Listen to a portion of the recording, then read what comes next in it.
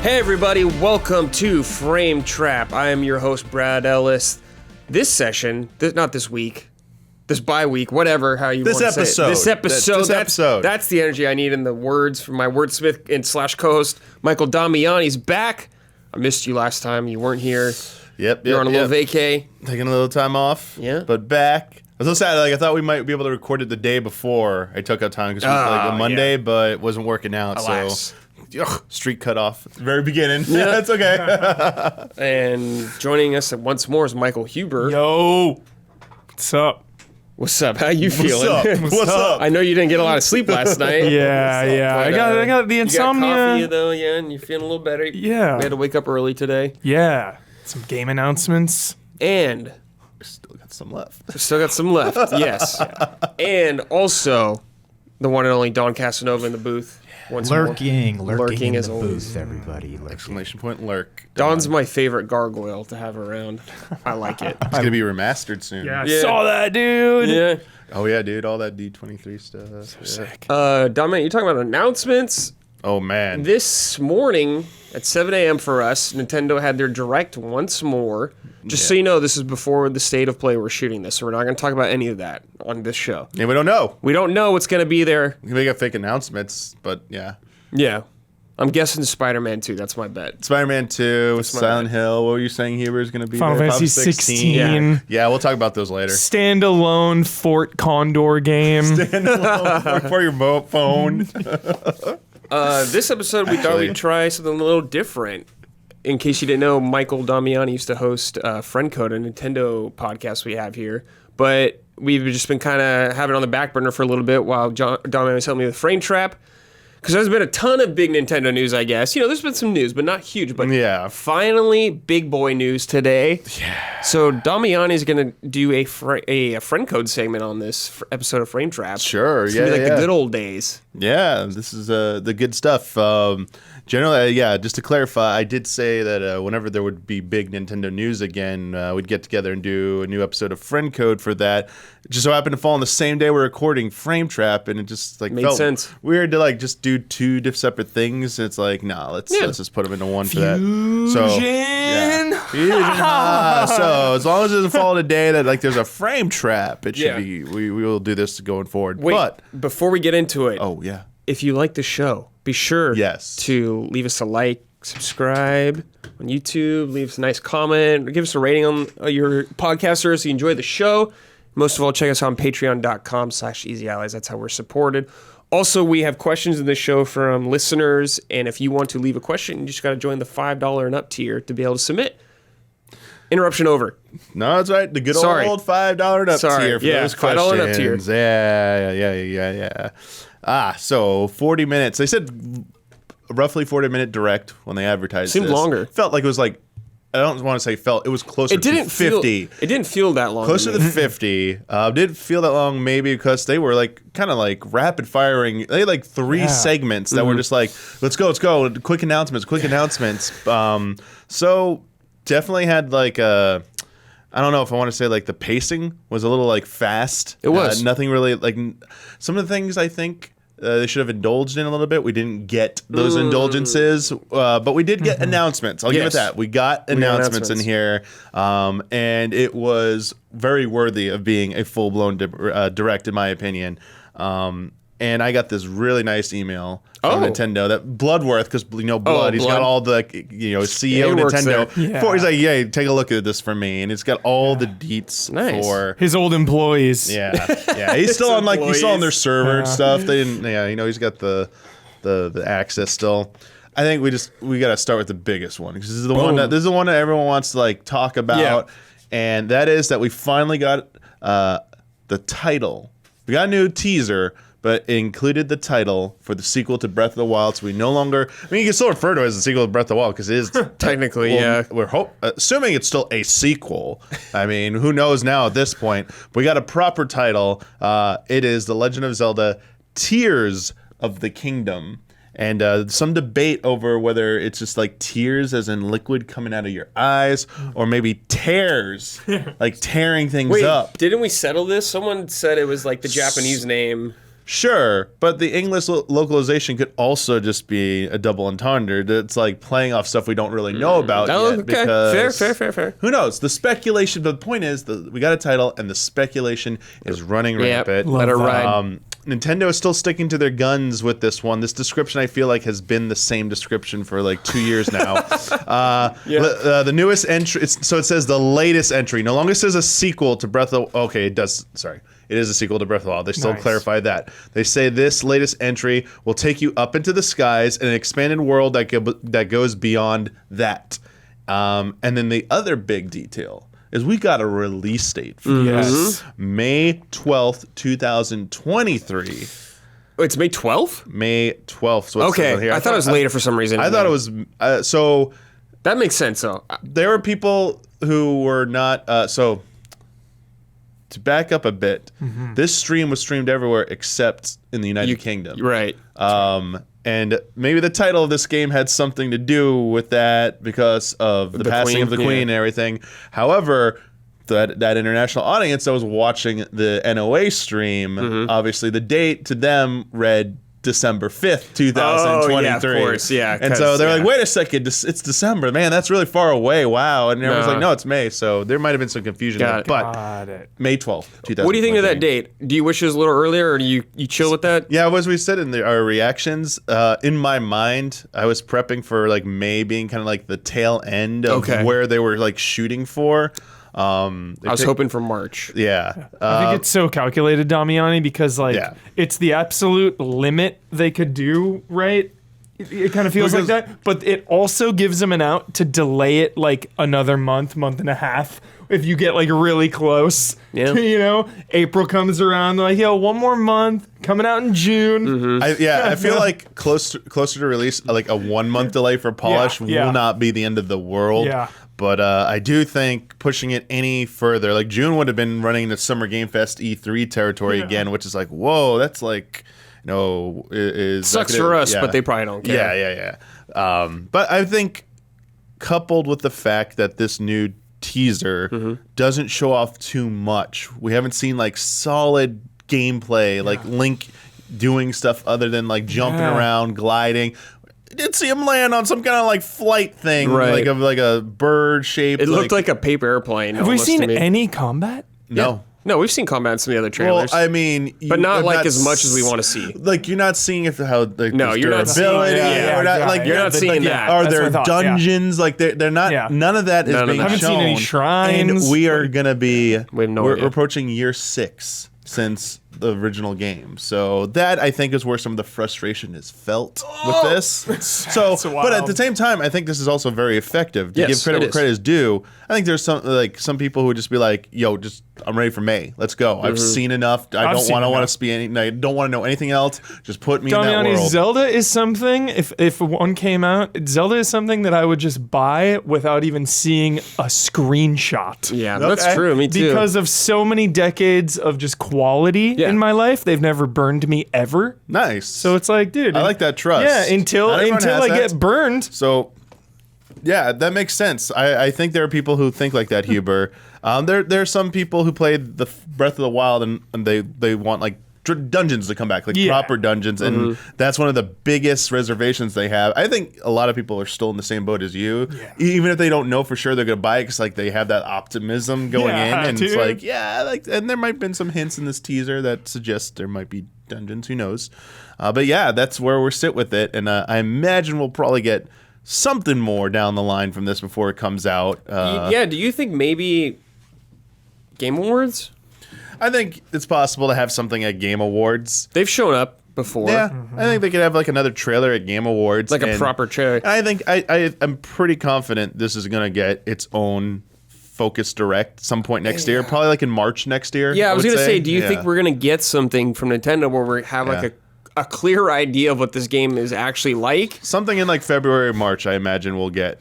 Which actually is interesting enough around where the beginning of the year Direct should be happening. So maybe it's just around that February-ish Direct, because who knows? But yeah, that's what they bookended this with. Let's talk about the title of the game. Yes.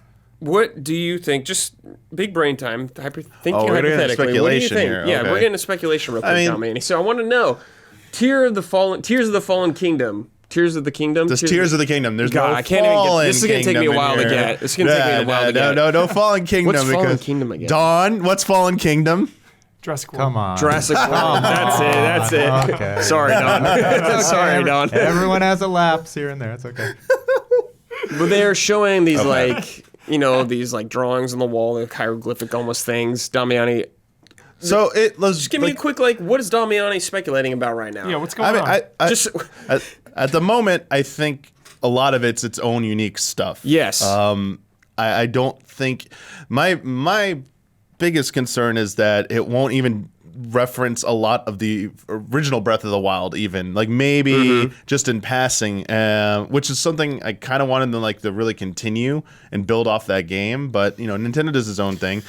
To be fair, the imagery looks a little bit familiar. There's definitely like a female-looking character who people are just like, oh, looks kind of like Zelda. Something going on with Zelda in there. There are like bokoblins and moblins, kind of like walking across I'm assuming a field or some plain, and there's like red lines. I think it's either indicating like maybe they're like it's running with blood or it's malice maybe. And then there's these soldiers on the other side ready to fight them. But while it's reminiscent of the one we saw in Breath of the Wild with like Calamity Ganon and all like the guardians surrounding him and like the hero and the two heroes sealing him. This has its own unique style, and it looks a little bit different even than what we saw in the first trailer for this game forever ago. And so that's like the only cutscene we've seen in this entire game, too. Yeah, I'll say this: the most interesting thing is the logo, the Ouroboros symbol. Yes. Whether you want to think it's a serpent, a dragon. I've seen people say it's a ram because of like the little horn thing around on the sides maybe instead. But a lot of that and some of the imagery in there might reference something that is in Breath of the Wild. This long lost tribe called the Zonai. Right. There's plenty of great videos out there that go over what they could possibly have been, where they went and stuff. Because they're like an ancient civilization that got extinct, and maybe this is tying into that civilization. It's like the Zoni in Ratchet & Clank. Yeah, exactly. It's you're seeing these ruins, I guess, of this old kingdom come up. Yeah. That could be the Zonai or whatever, and like maybe Ganon's the one that made it fall apart. I don't know. Yeah, like there's that all could totally be possible. But again, we're seeing like something that was previously unseen. These sky realms that just come out of like seemingly nowhere. We don't know why they're there. Damiani, I just got concerned in the last 20 seconds because my brain was thinking about it actually. One of my favorite things in Breath of the Wild is traversal, climbing, gliding. Yeah. We saw Link land on some flying beast. Are we just going to be flying everywhere now? Are we just going to be like... I don't think right off the bat. So I think that's late game. One you can thing, just fly freely like that. Okay. Also, in the sky area, it looks like in previous trailers, he's gliding and he's like traveling to different islands. I'm imagining there's going to be multiple methods of traversal, both through land and through air. Cool. And we don't know how that system's going to work because even in the trailer, they showed him riding up this kind of like object, like a stone-looking object, rock or whatever. And was he like rewinding time? Even though it looked like everything that was grayed out still looked like it was moving forward. Like they showed like a flying beast moving forward, but you're going in reverse up, or is it like are you teleporting? It looked like a stasis ability sort of, but who knows like how you're going to do that. And that thing, we assumed it was gliding. What if it's like something that's stationary, like a platform or something? I don't know. True. Yeah, we still don't, like, again, this is why this is effective. There's so many questions that this thing brings up. But yeah, so like the title, obviously, the sky world above, seems like, it's remnants of like some kind of civilization. Right. And obviously I imagine that's what it alludes to. And obviously I think with just the backstory of Breath of the Wild and now this, like Tears, like some kind of other like tragic thing happened. But, sorry, last thing, Brad, Twilight Princess. Yeah. Tears. Yes. The Tears of Light. Yeah, I remember. Yeah. Yeah, I mean, it could be what are they? They're not what is the correct word for them? They're Twilight people. Twi'leks in it? The Twilight Realm? Yeah, Twilight but the people Realm? were called there, though. Twili, Tweely or Twilight. I don't think it's ever spoken out loud, so I would say Twilight. Yeah, okay. They could be in it because the color, too, like the Master Sword design, that green color. Was that what Zan... Yes, one of those Zan. people? Yeah. Cool. So a little bit of that like Twilight Princess vibe. is one of my favorites. Yeah, the part of the Master Sword and the logo get a little bit of that like vibe there. Could be that. I have a huge question about this game, and I think this is a very important thing that could really elevate it to me. Is so we've seen the world, you know, and there's a couple of shots we saw of like floating islands really far away in the background. We see Link jumping off stuff. I really hope everything is seamless. I hope if you jump off something, it'll be in real time you falling the whole way down. Not a loading screen, right? They did a cut there. Yeah. So, but it at worst, yeah, it'll either be, we've seen it already. It'll either be like Skyward Sword, Yes. where you fall and there is a loading, a very fast loading, but it does load in some stuff, or it'll be seamless, which is if you want a game that's done that. Gravity Rush 2 specifically has like the ability, like there's multiple layers of the world. Yeah, you're right. At some point in the game, I won't give you, obviously not spoiling anything, but like I won't say what. You can fall from like a high up place to a really far down place, and then like you see it all seamlessly, and it does kind of like do some tricks while you're going through there to like load things as they like they're out of sight, and then now they're visible. Let's start loading them in. I imagine that's what they're doing, and this could be one of the reasons why it's taking so long. Is because they want you to be like not just going down, but like what if you could ride that rock? All that thing all the way up to the top. It's like, how long is it going to take? Like, like it's going to be insane. And then like you're doing like crazy stunt stuff off of it. I imagine they had to do a lot of work to optimize it to make sure that system didn't crash. Yeah. It gets me so hyped thinking about, because they show big places, you know, big open places in the sky. I liked the one shot when we saw Link's hair really long and he was like climbing kind of a branch. It looked like almost underground, maybe. Like I'm so excited for just the mix of big open spaces and then like really dark. That's what I hope the dungeons like, kind of provide that sense, or whatever the new shrine thing will be, whatever they do. No, that's my question to the two of you is, in terms of Zelda dungeons, do you just like, now that the possibility has been raised, because there's that image with the 7 kind of like tier symbols or whatever. I thought that. I was like, these are the 7 pendants. Yeah, these are 7 things you can do collect. So it'll be 7 dungeons or whatever. I've seen that there's a demand for the return of dungeons. Yeah. Just what style of dungeon has been put to question here. Yeah. I see it references like the lock and key style, where it's very much like that's the traditional Zelda dungeon versus something like Hyrule Castle in Breath of the Wild, where you can use all your traversal abilities to just bypass everything. Like you got Rivali's Wind, just go right up there, go to the front gate. But like that's part of the thing. You get out of it what you want. Yeah. If you want to rush to the boss, sure, maybe you'll be under like, you know, geared or don't have the item. It's gonna be a way more difficult fight. Yeah. But like you get like some more lore. You maybe get like a item or something. I don't know what style. I would you personally want? want the lock and key aspect of, you know, methodically going through this area. I think using your tools though and solving it. It's like I want like a giant shrine almost, kind of like you go through this area. Yes, you have multiple ways to do things, but you still have to do this task to progress. I think having some areas, Damiani, within a dungeon or some outside of the dungeon that give you that Hyrule Castle feeling of like, here's this playground, you figure out how you want to kind of deal with it. I think that'd be the ideal thing. Okay. I don't need necessarily items in every dungeon where like you have to get this item in this dungeon to progress. But I think there should be something in there that you can only get in there. Maybe like an upgrade in another way, like a piece of armor or something like that. Like I don't think you need the bow here, the boomerang here. Yeah, I would love a good mix, a good balance, a good mix. Twilight Princess are my favorite dungeons, you know, and I think of Snow Peak Ruins just being a little different, you know, and that was so long ago. Like nowadays the dungeon, what they could do and how different they could make them, you know. Yeah. Like give me just that classic forest temple right out of the gate. Where like first, like always. Yeah, sure. First one, just nice and like lock and key, standard nostalgia.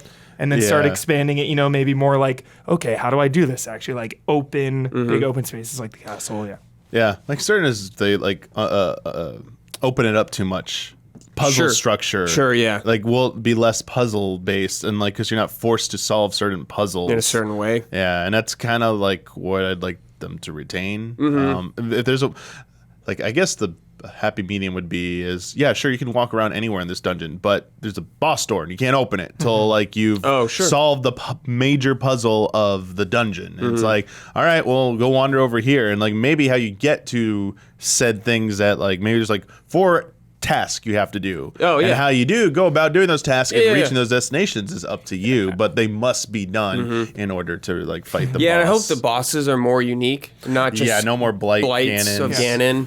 Were the shrines like I didn't do every single shrine, I did a shitload of shrines, didn't do every single one. Were they all like there's only one correct way to do it? No, you could do a lot of ways, right? A lot of different things. That's part of the cool charm. Yeah. So they could take that whole philosophy. Yeah, I hope that's retained. Is my biggest thing. Speaking of just shrines in general, we still haven't seen any hint of like those returning. Possibly. We haven't seen anything. And like, and what would replace that as kind of like one of the dangling carrots to incentivize you to go keep exploring this massive world? Yeah, I guess they could do just shrines, but this. Maybe in the sky only, in this one kingdom, this fallen kingdom, where like their whole thing. I don't know. Make shrines. Like I don't know if it needs to be 120. Like, I mean, I love the shrines. Don't get me wrong, but if they do more of a focus on the dungeons themselves, because like, they had Divine Beast, cool? But Divine Beast didn't feel as satisfying to me. I guess. I hope there's one Divine Beast. Sure. One. There's been 5 already, though. Yeah. Just have one in there. Okay. Yeah. Okay. Sure. And make it like a big deal. Make it a big event. Sure.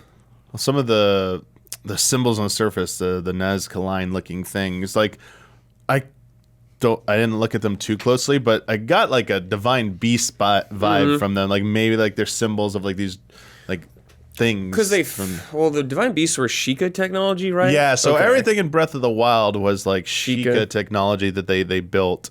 Originally, like roughly like 10,000 years before it, and then they were possessed. I guess this new, if there's a new kingdom with new technology, could it all be underground? Yeah, like that's the thing. Maybe we're being like deceived here. Like the sky isn't where the kingdom is. It's like it's underground. Like it doesn't belong there. What have we not seen in like since the original trailer? There's something we have not seen again. The underground. We have not seen like that Ganon thing. Nope. Or the assume is Ganon. It's like the hand. Like we've seen the corrupted hand, but like none of that. Like what was going on down there? Like story things at all. Yeah, unless it's just like an opening below. I feel like I bet that's the prologue. Yeah. Oh yeah, that's the beginning of the game. Yeah, 100% it is. But and I mean Zelda fell and like wait what happened to her, and we still have not seen Zelda. That'd be cool if this. the playable segment is her underground or something, like even if it's just like 1 or 2. Yeah, I like I'm not a person that I'm like I need Zelda to be Link essentially. I want Zelda to be her own thing. Playable though. Sure, yeah, I don't have a problem with that. Could you play as Sheik in? No. Smash Only Brothers. Smash Brothers. Only Smash. Now this question's kind of geared towards you, Huber. So I said like we really haven't seen Zelda or the underground originally. Something from the first game that we've seen zero hint of. Civilization, like towns. Oh, I know. People. I know. So yeah, do you have expectations for more towns in this game? And also like, do you expect to see like you expect to see like maybe read your save file and like have Terrytown ready to go? Like, or are you gonna be like upset if it's like not there? Whoa, like I didn't even think about that. I don't think there's going to be any kind of carryover like that. Maybe a skin. Yeah. An outfit. Some amiibo stuff. Do you think those by default have Terrytown built for you in this game? I think Terrytown is gone, yeah. It might get destroyed. I think there's going to be a lot of destruction. Okay. And I think the civilization this time around is going to be like, there's going to be like resistance, like underground resistance fighters and groups, or like people, people on the outskirts just trying to survive. Like maybe there will be like one or like a couple towns under the rule of whoever is like ruling this place. Two things. One, that's funny. That's how I felt Breath of the Wild was supposed to be when they talked about how like dangerous and like destructive like Calamity Ganon was and like civilization was threatened. Yeah. 2, you're kind of talking Zelda 1 right there because most of the inhabitants had to flee into caves. All those old men in the caves or whatever, selling items, that's where they went to flee from Ganon's invasion. Sick. So it's kind of like something Throwback, that has dude. happened, a little bit of throwback there. Yeah, I wonder what towns will survive this and how different they'll be if they're still around. Yeah, there's like some like militaristic big town. Maybe there'll be like a big one. Yeah, we don't know how long this takes place after. Yeah, we've had probably not long, but It's Zelda. I'm expecting 1,000 years. Like I don't know, man. Yeah, we also got to like figure out like, Zelda had that power at the end when she fought, Ganon. Yeah. It's like, does she still have that power or is it gone again? Yeah. Who knows? It's not Mount Doom. It's Death Mountain. Mountain. Speaking of Death Mountain, go ahead. Yeah, I want Death Mountain to be like the biggest dungeon. I'm ready. That's what I was gonna say, Damiani. We saw like some malice, corruption coming out of some areas. Like the castle was floating, obviously, and had a bunch of like weird stuff around it. And Death Mountain also had a bunch of weird stuff coming out of it. Do you think those will be the dungeons in this game? Is these areas that are like infected like that? Yeah, possibly. I mean, maybe that's or it's like the pendants from A Link to the Past, the first 3 dungeons. Then you get to phase 2 of Zelda, the Dark World or like time skip and Ocarina of Time. Yeah, I don't know if it'll be as structured like that because I feel like they want to keep that freedom of progression. But I mean, if they can find a way to have both, it would be nice if like maybe there were 2 objectives that you need to complete in order. I mean, maybe they'll let you do it again where if you can find a way to the final boss, sure.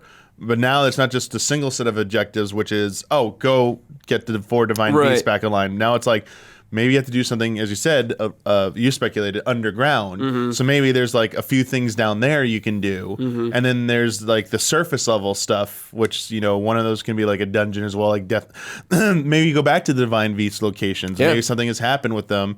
And then you got the sky stuff. I don't know. Like, I'm hoping so much. I would like, because of how ambitious I hope this is, I like these type of multi-tier kind of like levels of objectives is what I'm kind of like hoping for, which I think is a good, kind of like question or expectation to set is expectations. Yeah, of course. One of my favorite things in gaming, Damiani, player housing, Hatano Village. Dude, I hope this time you get like a hideout. Some like cave hideout. You take over the Yiga clan hideout. It's now yours. Dude, yes. And that's your resistances, dude. Yeah. You're making a new resistance you there. You find people and you like bring them out back. For recon. Maybe they can help you recon areas now. That'd be sick. Yeah, there you go, Huber.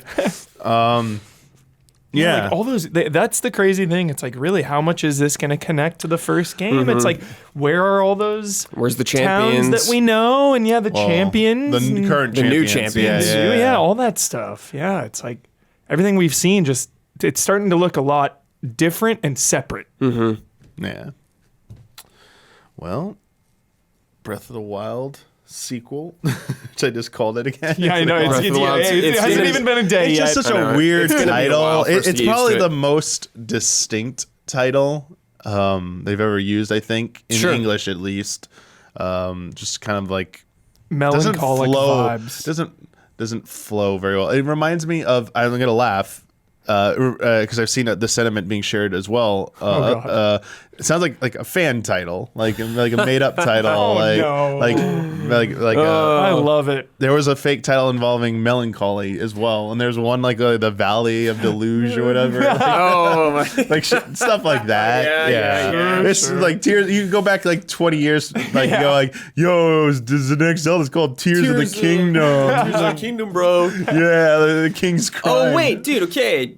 Didn't they say they didn't want to reveal the title for this game because it's a spoiler? So people are saying what at that now? Yeah.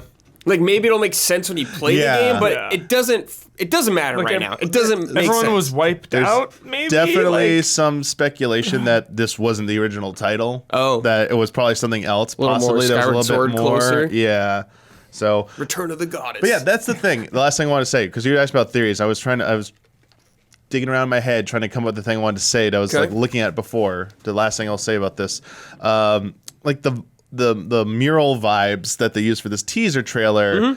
Not 1-to-1, but like I definitely get like a little bit of a like the Skyward Sword opening vibes. Yes. Like they show like in Skyward Sword demise. opening, like the ground burst open and the demons came out that like loot, plundered, and murdered. And like in the mural in this teaser, you see like the monsters moving across the land. It said like it looked like maybe it's blood. The land's running red with blood and stuff. So it's like maybe that you see like figure looks like Zelda like bent over. Like what's going on there? Is she dead? Is someone stealing her life or whatever? But it's like Goddess Hylia like had to give up her life to like become immortal as well. Like that's part of the story. So and then all this is in the sky and Skyloft. It's like it feels like a trap though, is what I wanted to say. Like a red herring almost? Like yeah, like as much I think they know the imagery and they know it, but like they're being careful. I don't think it has any direct connection to anything other than maybe Breath of the Wild stuff. I don't think it's gonna have I'm not expecting because they don't do that too much. Yeah. I saw like some crazy theory that the Ouroboros is symbolizing that like at the end of this game it's gonna like reset the timeline and you'll go into Skyward Sword and it's like it starts it over. So it's like that'd be wild. The whole series is a loop that keeps going in a loop. Oh, it's like man. a time loop, and I was like, oh okay, yeah, Okay, sure, whatever. Sure. Let's speculate. Yeah, but no hints of like time travel or anything. Nothing really yet. Yeah, I really thought The only that time was travel gonna thing be we in think there. is maybe like the objects. Yeah, it might just be a gameplay mechanic and not like actually a Could just be story your mechanic. arm power or whatever it is. Quickly though, Don, did you see this trailer? I have. What'd you think? Ooh. A couple of thoughts mainly, are my central thoughts at this point.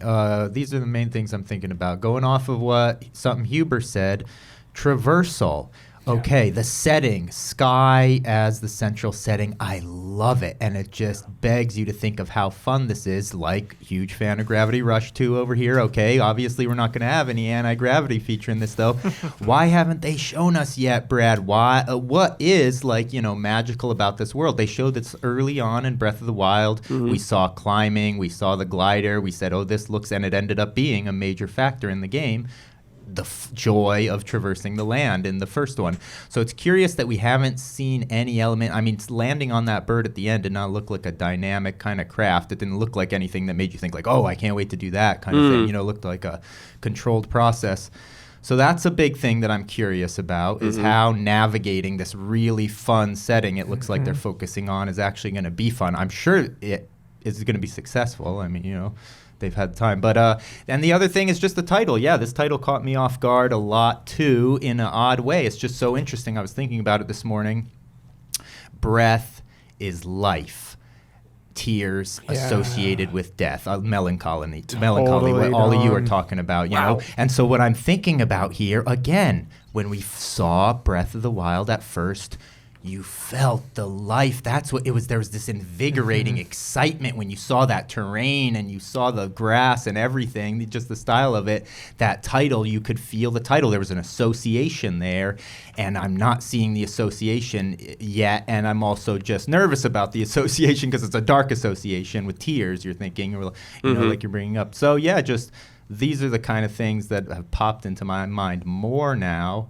Not unexpected title, but the texture on the font and all that. What were you saying, Damiani, with the Master Sword? That I love how it that was looks Brad. like Yeah, that's cool. The design like of the title looks sick as hell, though. There was something very retro kind of vibe. Yeah, I don't think I have anything to do with Twilight Princess. So yeah, I think it's the nod, maybe. It's just Visual always the nod. It's never the thing you hope or think it is. It's always something different. Yeah.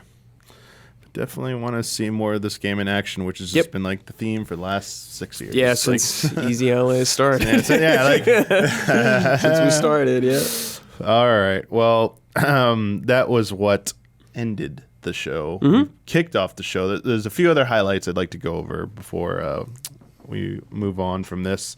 It started with a new Fire Emblem announcement. Yes, I'm so curious what you think about this game. Called Fire Emblem Engage. Weird name. Engage. Engage. Engage. Engage. Engage like the console. Yeah. Nokia, dude. Nokia. Yeah. Engage. I got some little synopsis here. In a war against the Fell Dragon, 4 kingdoms work together with heroes from other worlds to seal away this great evil. 1,000 years later, the seal was weakened. Sounds kind of familiar here. It's, some other series.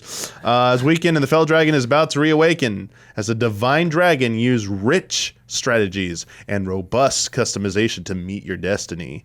To collect emblem rings scattered across the world and bring peace back to the continent of Ellis. Summon and fight alongside legendary heroes from past Fire Emblem games, like Marth and Celica, and add their power to yours in this new story. The turn-based tactical battle system the Fire Emblem series is known for returns with a fresh cast of characters you can customize and engage with to carefully craft your strategy. Come in January 20th, 2023. So it was... I was kind of taken back when you see this trailer. Wait, I'm sorry. When's the January 20th this game's coming out? So I think, to be fair, I think I saw something about this game leaked forever ago. Oh, okay. And that it's actually been in development for a while. So it doesn't really shock me too much that it was ready to go. Okay. If this is indeed that same game, I didn't look too closely at it back in the day. But yeah, you have your modern day characters, like we see the male protagonist version with the red and blue hair, looking like Pokemon Red and Blue going on there. Yeah. That looks like cotton candy. Yeah. This looks a little ridiculous.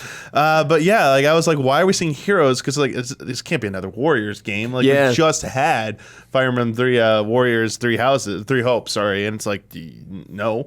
But this is kind of a cool concept because coming off the mobile game, coming off the Warriors game, kind of having the throwback to these iconic Fire Emblem characters, finding a way to work them into a more traditional Fire Emblem game. Yeah, it's almost like an all-star kind of situation. Yeah, and this is kind of an interesting way to do it. And in the gameplay, they are beside you, kind of like a spirit, and they enhance your attacks or attack with you. But I mean, it's still the grid-based battlefield. Was it a grid actually? Yeah. It's technically a grid. But it wasn't squares though, right? It is. So it is. Fire Emblem games have an option that you could turn on the grid or whatever. Okay. But it's when they move the arrow, when you move, it showed the arrows, who's can still target you. It showed the red squares for enemies, your two. This is where the enemy attack range. It looked the same. Okay. Maybe it was a little bit smoother. But it pretty much the same. And when you go into combat, it goes to the actual battle presentation, which is you could probably turn it back off again if you just want to be mean to see the damage go out. You don't care. Yeah, I'll turn it off after 20 hours. Get indulge. I mean, there were some hints of some topographical things going on in terms of maybe there's there's a hill. Towers. There's the tower, the rampart. That was a standout to me as someone who's only played 3 houses. That was not something in that game. Yeah, I was saying in our reactions, it felt like the old school Fire Emblems, which each square had different attributes, like forest, a grass thing, or then there were castle ramparts, which gave you more defense, but also healed you each turn. So in the shot here, they were using it. It was an archer going against a wyvern, I believe, or Pegasus. Wyvern, a mountain. It was a mounted flying unit. And as you know, archers have advantage against flying units. So will that make it easier for them to target them? I don't know. But it gave hints of having a little bit more to mix up the battlefields to make them a little bit more diverse and engaging. So that was a good thing to see. Yeah. And looked really good visually. Yeah, it looked it didn't look as rough as 3 Houses did initially. Especially the landscape, it looked to me looked better. Yeah, even the environments they were walking around, because once again you could walk around. Looked better. Yeah. So it's looks polished up a little bit more. For sure. It looks a little bit more older style than the newer one, because I wasn't getting the vibe of social bonds and linking. How would you feel about them kind of backing off that a little bit, the whole manage the persona, manage your day activity stuff, and focus more on no, let's just go to missions, go to battle story, just some story, walk around a little bit, and then you go fight. I mean, I'm not the Fire Emblem. No. How would you feel about not having losing I feel bonds? I feel like I'm not even allowed to say what I would want in Fire Emblem, because you're such you like relationships. So if they're gonna back off that a little bit, because you're fighting with past heroes who shouldn't even be there. So I think that's the substitute. I will say the standout thing to me, no question, in Fire Emblem is the permadeath.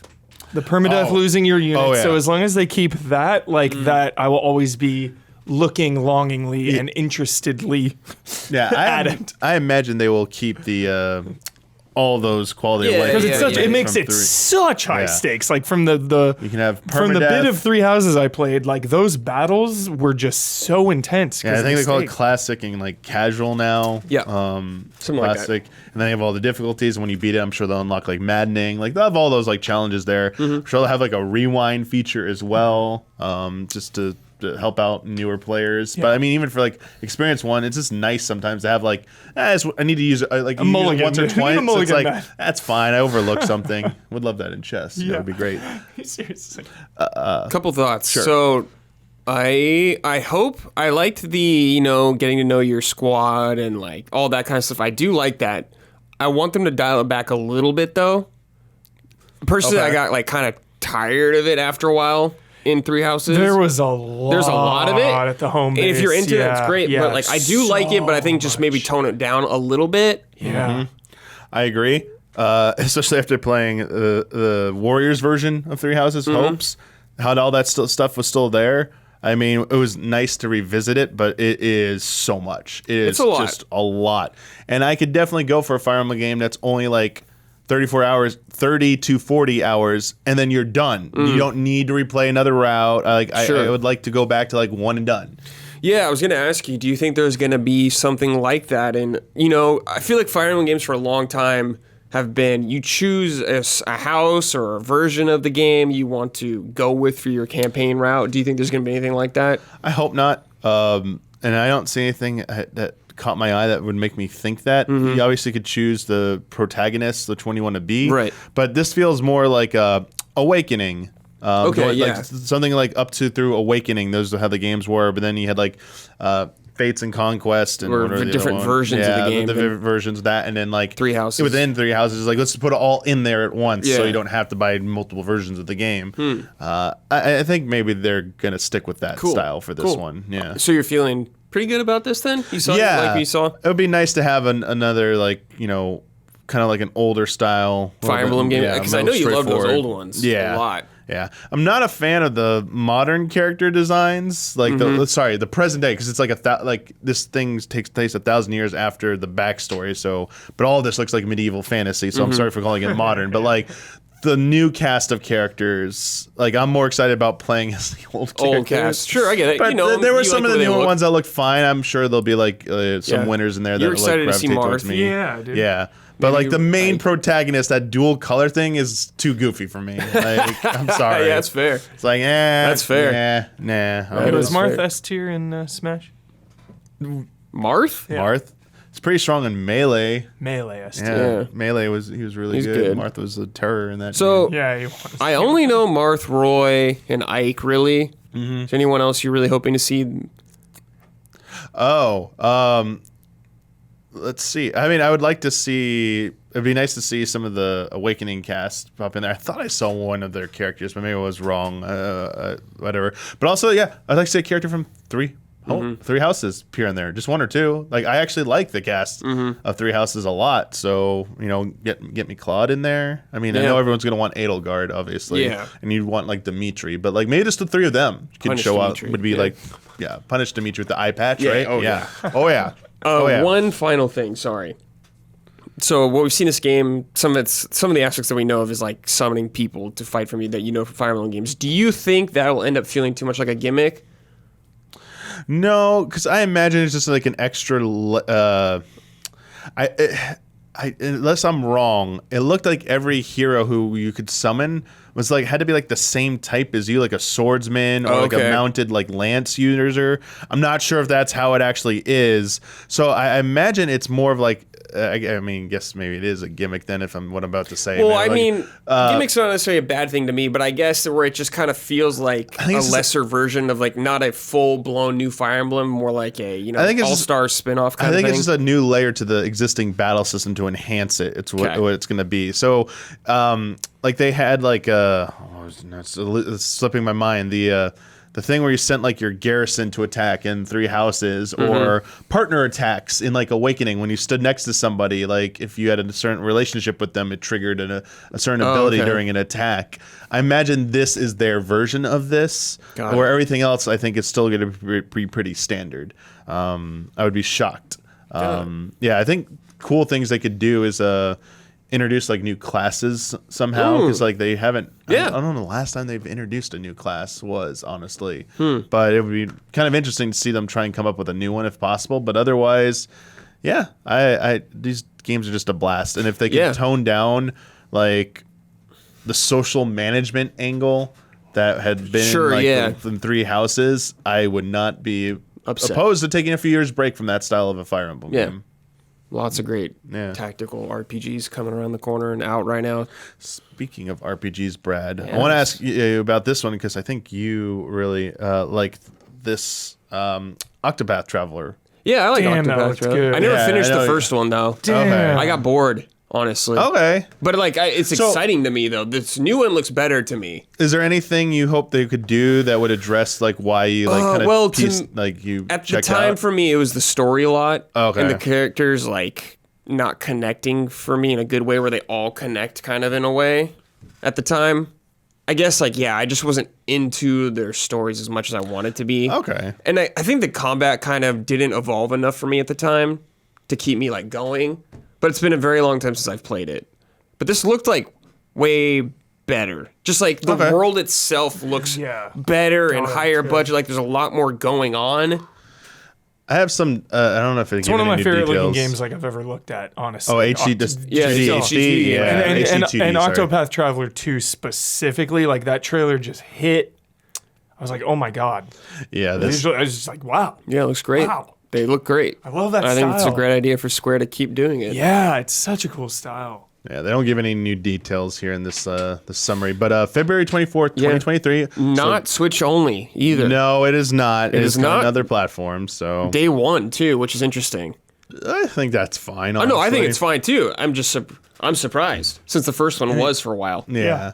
I think it's just like the nature of it. They've seen how these games have gone, and it's like they're a third-party developer, so And speaking of which, I mean, this since Direct alone, tons of Square Enix games. Square Enix is like Nintendo cannot be right complaining. Like they should be like thrilled at how much support. I feel like Square Enix is like a Gatling gun, just shooting out games constantly. It's like I think they're doing all this for their goodwill in preparation for the fallout from their NFT endeavors. Oh, yeah. They're like, let's give them all the games we can before we hit them with the NFT hammer. Fucking remake part 2, NFTs tied NFT to edition. Gold Saucer. NFT edition, yep.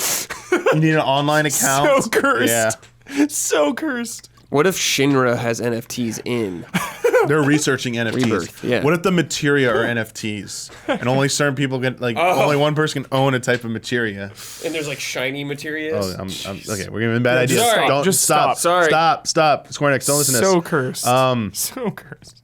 Huber. Yo. There was a nice little surprise sandwiched in the middle of this presentation. Yeah, which one are you gonna say? We got an update on Nintendo Switch Online expansion pack service. Yeah. And we got a slew of games that are coming out in between now and the next year. Yeah. Especially games going to N64 service. One of my brothers, dude, this was for my brother, this whole show, man. 1080 snowboarding, dude. 1080 snowboarding. I could never do the 1080, and he would just do it all the time. It's like it's just watching someone do a 1080 on the N64. It's like blah, blah, blah, blah. It's magical. It's so sick. We're getting Pilot Wing 64. I'm really excited for this Pilot Wing. Yeah. It's a fun game to Group play. stream, I've played it so much. Yeah, I me feel too. like it's a frustrating game to get back into because like it is like a learning curve every time you go back to it. That gyrocopter. Yeah. Oh gosh. Yeah. And like this might actually be the one because like the graphics are cleaned up and nice and crisp in these versions. Like it's always hard to go back to the OG, I guess. Mario Party 1 and 2. Yeah. How do you feel about that? Dude, before Superstars, I would be screaming because we had 3. Yeah, because we had such a dark time with that franchise for so long. There had not been a good Mario Party game. Finally, they redeemed themselves with Superstars, and it's awesome we get to play the originals, but Superstars is just so good. It's like kind of the best of everything. It's like a greatest hits, combining. It is a greatest hits, but these have all the maps. Of course, and of stuff. course. Yeah. Mario Party 2 specifically is the culmination. So it will be nice to go back to that. But at the same time, like, the modernness and the convenience and just kind of all the kind of a hodgepodge of all the best mini games from the whole franchise and Superstars is awesome. So really cool. But since we have Superstars now, it's like a little less meaningful. Yeah. Gotcha. Yeah. That makes sense. But it's still awesome. As you said, 1080 snowboarding, very happy. Iceman and Gold Iceman, can't wait to unlock them. Yeah, so cool. Excitebike 64, which I never really played. I rented this, it was fun. So awesome. It was fun. I'm going to be stoked to try it out. So Don, what do you think about this Excitebike, dude? I'm extremely excited also. I rented that. I never owned it, but I remember it being really fun. So that's the one I'm actually kind of, but other than 1080, I'm really psyched for. Wait, do you like Pilot Wings? I do, but I'm not like insane Pilot Wings fan. I liked it when there was one after. What was the last one? Didn't they make? There was like the Wii one. That one, 3DS for what series? Sorry. The Pilot Wings kind of. Oh, there was Resort Island or something. Yeah. Okay. I actually liked that one a lot. Yeah, I did like that one a lot. Because it had the 3D. Yeah, and the plane, whatever. Just exploring that island. The details. That's cool. That's cool. I had the Game Boy version of Excitebike. That I played a ton, just regular Game Boy, and then 64 I just played in at our local Target when they had N64 coming out. Kiosk. They had the kiosk, they had Excitebike there. Remember? Very stoked for this lineup. Also, Pokemon Stadium and Stadium 2. Yeah, which is very interesting because like those games have very strong. It's about. Didn't one of these just come out or something? Pokemon Stadium, and was it a new one? The new one came out. You're asking the wrong person. Like Stadium, no. I don't think so. New Pokemon Stadium that came out recently, or there was Snap. If you're thinking about Snap, sorry. Yeah, new Pokemon Snap. But Stadium is known for being able to, for one of the first times, to have your Pokemon from Game Boy transfer and seeing them in 3D in battle. Yeah, but. There's no Game Boy. Yeah. There's no transfer. That was a huge part of it. There's rental Pokemon. But is this possibly alluding to maybe Game Boy services come in and maybe connectivity between There's got to be. There has to be. Like GBA things they're talking about before or leaks? Game Boy seems the Eurogamer was convinced. Eurogamer and one other outlet were convinced that Game Boy games were the next service going to be added after. It's got to be. Yeah, because that's the game. Or do they have an integration somehow with like the Pokemon I was just gonna ask that. or Pokemon Home, whatever it's called now? That the new thing? Yeah, that's possible. Who knows? But like, it'd be interesting to see. Because they couldn't put like new Pokemon in it. No. You know, it has to be. No, they couldn't. No. There's no way. But as exciting as this is, like good solid lineup. Maybe one glaring omission in terms of first party stuff. Still no Smash Brothers, because this next game, the big one they announced today, a feature it's going to have, I think, is also very important to potentially what was in Smash Brothers. But before we get to that, the big announcement, the reveal coming soon. The classic GoldenEye 007 for the first time ever. First time ever is going to have official online multiplayer support because of the Nintendo 64 service. Insane. It allows you to play all of the Nintendo Switch online services, Genesis, NES, SNES, and N64 allow you to play with other people who have the access to it as well. Truly one of the greatest video games ever made. One of the most important video games ever made. You know, this was before Halo, before online. Out of control. One of the best movie licensed games, and just like the best of both worlds, having a really great campaign, awesome unlockables, and then of course the legendary multiplayer. Yeah. And really the only thing that doesn't hold up with that old game is the frame rate, is the performance, which this is going to address. I will say though, when they did Perfect Dark, it has modern controls. It has the thumbsticks. Microsoft. Yeah. Okay. The Perfect Dark remaster has double thumbstick aiming and stuff. This is also going to have it. Super different vibe. You know, the original GoldenEye, you just use the C sticks to like strafe around, and like That's going to be weird for me because, that's my childhood. I played that game for decades, but it's going to feel a little different for sure, but probably mostly uncompromised. Just got to get one of the N64 controllers for your Switch, and you can play it the original way. Yeah, can you? I wonder. Yeah, it will be. Let's support the original one. Yeah. So you'd have to get that version, not the Xbox version. So, the on top of this... Yeah. GoldenEye is also coming to Game Pass via also the Rare Replay collection. If you own it, you can get it. And it's got like a 4K, like some kind of like stable frame rate thing, which means probably not 60, but maybe just like lock 30 smooth, potentially. Insane. Just thought insane. 4 players online, no screen looking. No, it's gonna have screen looking because if it's like the Switch games, like if you play Wave Race, it shows both players. Yeah, so an N64. Oh, even if you're online, it's still split screen. Really? Screen. Yeah, they're not recoding the game. No, they're not recoding the game. That would be awesome. Yeah. I would love that. And remember, the Xbox version will not have online. You only can play it locally. Nintendo did exclusive. Not know the definitive version. Yeah, so you're either choosing between like high resolution native 16:9 like being added versus the original game, but cleaned up a little bit, running smoother. Played it on Nintendo. Got to keep that tradition alive. Yeah. Yeah. Pretty good stuff. Very awesome. If you never played it, play it. Yeah. Yeah. It's definitely worth it. This is gonna this be a good thing. Very excited for this. I can't wait to see what else they add to the service. In the coming year. Speaking of just a quick shout out to the Mario Kart 8 Deluxe Booster Course Pass. They showed a tease for Wave 3. Peach's Garden was one of them. Yeah, you said that was from DS. Looks cool. I never seen it. Yeah, I used to play that to death, and I just completely forgot about the course. Like, oh yeah, and then Christmas Town, Merry Mountain from Mario Kart Tour.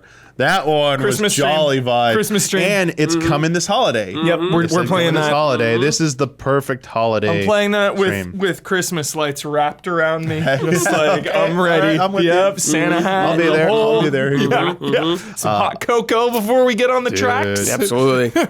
This next one wasn't necessarily like an announcement of a new game, but we got new information, very highly sought out information. Right up. This is right up Brad's alley. The one and only Crisis Core Final Fantasy VII Reunion release date revealed here during the Direct, December 13th. Merry Christmas to me. There's another, Brad's going to be wrapped in Christmas lights playing Crisis Core. I'll be working on the review on Christmas break. There you go. Shout outs to Crisis Core. Radiant Silvergun. Dude. Hoping you'd bring that up. Dude. What a treat. What a freaking gem. So this is peak neighbor kid game when I grew up. My buddy had this. Just an iconic shoot 'em up. So fun. So good. Don, do you know a lot about Radiant Silvergun? I know of it, but was it only Genesis? Because I don't remember actually playing it a lot for some reason. I always knew about it, but it was an arcade game originally. I know that for a fact. The visuals look a lot different. It's like PS1 Here we go. or something. Radiant Silvergun is a shoot 'em up developed by Treasure. I wanted to get the name right. Treasure. I was going to say it was a Treasure game. It was released in Japanese arcades in '98 and subsequently ported to the Saturn later that year. It has been on. Yep. And then there's the memory. And then in the 360 generation, we got the Xbox Live Arcade version of it. That was a big deal too. But then I think that's either, as time goes on, it'll be like, I don't know if it's still easy to get or we got delisted or anything, but it's still there. But this is just another way to get this game. And this one version. And it shadow dropped, right? It's out. Yeah. Yeah, I think so. Oh, that's just out now. Yeah. Streaming that instantly. Ready to go. Yeah. It's good stuff. Good vibes for that. Mm-hmm. Very good. Very, very good. Yeah. Just keep getting those classic games. Yeah. Keep propping them up through time. Yeah. You know? Yeah. Dragging them along with us. Yeah. You're not dying yet. Yeah. You're not dead yet. Yeah. We got an update on Bayonetta 3 and a 7-minute deep dive into the gameplay. That was good. Showing off just Bayonetta's basics, showing off the kaiju battle stuff. The new characters. The spider form. Showing the form transformations. Looking like Devil May Cry, Phantom. Yeah, so they Did they give the name of it again? I mean, you're fighting bioweapons called homoculi. Yes. Cannot wait for the sketch scientist to like Jekyll and Hyde, like, I'm ready for that boss fight. Yeah, dude. Yeah, but using those forms like in combat and fusing with them was really cool.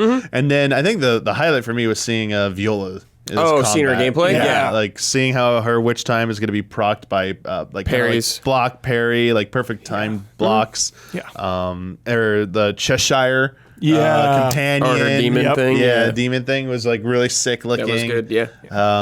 It's just looking better. Continues each time to look great. Yeah, I'm sure it's going to be excellent, just like the other two. Coming out in a very crowded month. Yeah, very crowded month. Coming up soon. Mid-October, right? It's like October 28th. Yeah, okay. It's late. Pushing everything aside for that one. Yeah, right before God of War. Well, you're playing Resident Evil DLC. The same day. That's one sitting. That's one sitting. That's so quick. Not enough time. That'll be a couple hours. Not enough time. Yeah. Zombie Chronicles 3's next volume of their the pass. Do you have to buy that pass? Yeah, you do. Okay. It's not free. Coming out October 13th. Just a new hero and some challenges. It's basically the stuff that was like I'm more familiar from it from Xenoblade Chronicles Definitive Edition, but was also in 2. Apparently, I just never got to it. Just like challenges to unlock, like new costume outfits, new character too, right? New hero called Eno, I believe. Is it Eno? Yeah, Eno. Looks like a mech girl. Poppy. Like Poppy. Yep. From Xenoblade Chronicles 2. Gonna look at Mario Rabbids Sparks of Hope. We already got a nice deep dive into that. Looking good. Tales of Symphonia Remastered. Keep bringing those Tales games to Switch. It's fine. Yeah, Symphonia. Then look at Harvestella. Again, Square Enix. Put in work there. Another RPG / farming game. Mm-hmm. Yeah, and a lot of the farming updates. one where you could grow old with a family. That was the main one. What was that? The main one. The Seeds of Paradise, or I don't know. Wasn't that Bloodworth? Yeah. It's Harvest Moon and Story of Seasons. Story of Seasons. Yeah, got it. Yes. Got there. Yep. Blood knows all the lore there. It's like actually harvesting people. GameCube. It was a GameCube game originally. Yeah. That one looked cool. New Theorhythm with season passes now. Music passes. Yeah. For charting that premium. Story of Seasons and Wonderful Life was the full title, by the way. Great title. One last. Is there a date on that? It is coming out summer of next year. Oh, so it's a little while away, Huber. Settle in. Yeah. Jeez. Yeah. Watch out for Fantasy 16. Jeez. Watch out. Announcing that early. Yeah. Hyping it up. All the next gen or current gen Resident Evils are coming to Switch via cloud. Yeah. Fantastic. Village 2, 3. Yep. Didn't say 4 yet, but that's probably the worst way to play, but. It's a way to play. And the DLC coming a little bit later in December, but not too I don't know late. if Resident Evil 4 will come because that's not on last gen. It's not on PS4 or Xbox One. Yeah, we'll have to see. Would that affect the cloud version? I don't know. Or? Yeah, I think it'll just be a timing thing. It just won't be right away. It'll come at some point. Yeah. Nice shout out here to Fatal Frame, Mask of the Lunar Eclipse. Fatal Frame 4 never officially came out over here. Coming out. As said in the reaction stream, remember doing a preview of the import version. And remember the last line, check back the game trailers when we get the English release dates. We get the official English. Check back for the English preview and the final English review. And like never happened. Never came. Redemption. Yeah. We're gonna put GT bumpers on the review. First time released in the West, coming early 2023. Dude, Huber, you got excited for this. Just a little quick thoughts on Fitness Boxing Fist of the North Star. Oh, yeah, dude, wild. I'm excited for the Achieve It Yourself on this. Yeah. Max difficulty. Yeah. And Brad, yes. I think this was more your thing. The Front Mission remakes. Yes. 1, 2, and 3 coming at some point. Barely know anything about these games, but they always look awesome to me. So yeah, I want to play these. They're doing 3 of them. Yeah, it's intense. 1, 2, and 3? Hell yeah. Yeah. Hey, anything to breathe more life into that maybe give it a chance to come I don't know back. why, dude. I'm just like craving tactics games, like RPGs. Dang, I'm just like, God, give me them. So that was Triangle Strategy did that, huh? I guess, Did it start to like tick? I'm like fiending for the Diofield Chronicle right now. There you go. I'm just like, give me these games, man. Oh yeah. I'll give a shout out to this for Huber. Do it. We got a date for Life is Strange Arcadia Bay Collection. Sure, yeah. Just the first game and the prequel Before the Storm, so technically like game 1 and 2. Yeah. I think it's just the regular versions, not the remastered versions, which is probably for the best because those remastered versions are still under construction. They're still getting patched. Had a rough go of it, but thankfully they're still chipping away, working on them. So you always like to see that, if like a game is kind of launches in rough shape, it's like, dude, just keep working. Yeah. Mm-hmm. Yeah. Because it did have some problems, like serious problems, that one, but that's Don, was there anything else from the Direct that we forgot to cover? Maybe we talked about, but you didn't get a chance to chime in that you wanted to say before we wrap this up? No, that was it. Thanks, Damiani. I think you covered it all. Nice. No Silk Song again. Yeah, Stay to play, baby. I never expected it. Stay to play, baby. Stay to play. Stay to play. It's not Nintendo exclusive, baby. Let's go. Yeah, the shackles are broken. It's ready to go. It's gonna show up anywhere now. Yeah. It's ready to drop. Yep. Shadow drop it at Yeah. Stay to Play. Yeah, it's ready to drop. Oh man, It's ready to drop. Hype. As you see, I think good vibes from this Direct. It was nice after like the summer absence, only having that third party showcase and like these first party deep dives for like the past 2-3 months. Kind of like return a little bit. The only disappointment to wrap up the Nintendo Direct segment for me, the only disappointment was we did not get our first look at the Mario movie. Did not get to hear he just Chris came out. Pratt's- We're working on it. Yeah, when Miyamoto comes out and he shocking. talked about it says Mario movie, it's like, all right, let's go. Yo, we got Hollywood, Pikmin dude, 4. that's a Keeley joint. They're saving it Keeley. for Avatar IMAX 2. for IMAX. Yeah, That's where you'll see the trailer. Avatar 2 only. James Cameron, dude. they're personally cherry picked. I want that. I want that Yeah. reveal. Yeah. I want to say exclusive. World Dude, I reveal. love when there's exclusive trailers in the theater. That's sick. Was there anything? Yes, was there anything that was not there that you were just expecting or? Super Mario Brothers. Yeah, I would love if we got more than one game every 7 years. It breaks my heart when I see Koizumi up there. I'm happy. Yeah. I'm so happy for Koizumi hosting these. Get back to but work, I Koizumi. want to see. My desire is to see him talking about a game he's working on that he's passionate about, and he's usually making the Mario games. And just waiting for that part where he snaps his finger. It's him talking about he pulls out the hat or something. It's like, let's go. Do you think Koizumi. maybe they would be waiting for Mario movie time? I possibly could be factoring into I don't some know what things, else they could but also do. see you know what? Let's Or be Switch super optimistic successor. here real quick. I'll give you the Please, most optimistic please. take. I need it See how with long they've been Mario. working on the Breath of the Wild. Tears of the Kingdom? Yeah. Yeah, 6 Tears of the years. Kingdom. Ugh. It's because just that sampler of Bowser's Fury, they're taking their time making that super immersive, giant, massive Bowser's Fury follow up. That's the next Mario game. It's taking a few years to cook. Bigger than Assassin's Creed. Yeah, that's right. Watch out, Valhalla. Yeah. Oh, there was one last thing I forgot to mention actually, yeah. that you did gloss over, Damiani, was Kirby. I was pretty pumped actually with that Kirby. announcement. Kirby's Return to Dreamland. The reason is because other than one of my favorites, obviously probably my favorite is Star Allies, and this one is so close to that, and it looks sharp. So I think it'll be fun on being able to play 4-player here. That'll be Sick. pretty cool. Nice. Dope. No Twilight Princess, Wind Waker HD.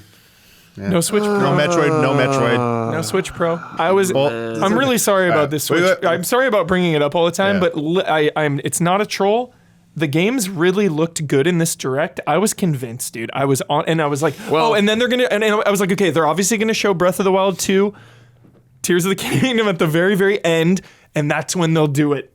And then it really doesn't exist. I was getting a little worried that doesn't they were going exist. to end on the remasters, and I'm like, really? That's not exciting enough. But with your point, Huber, I do want to say this.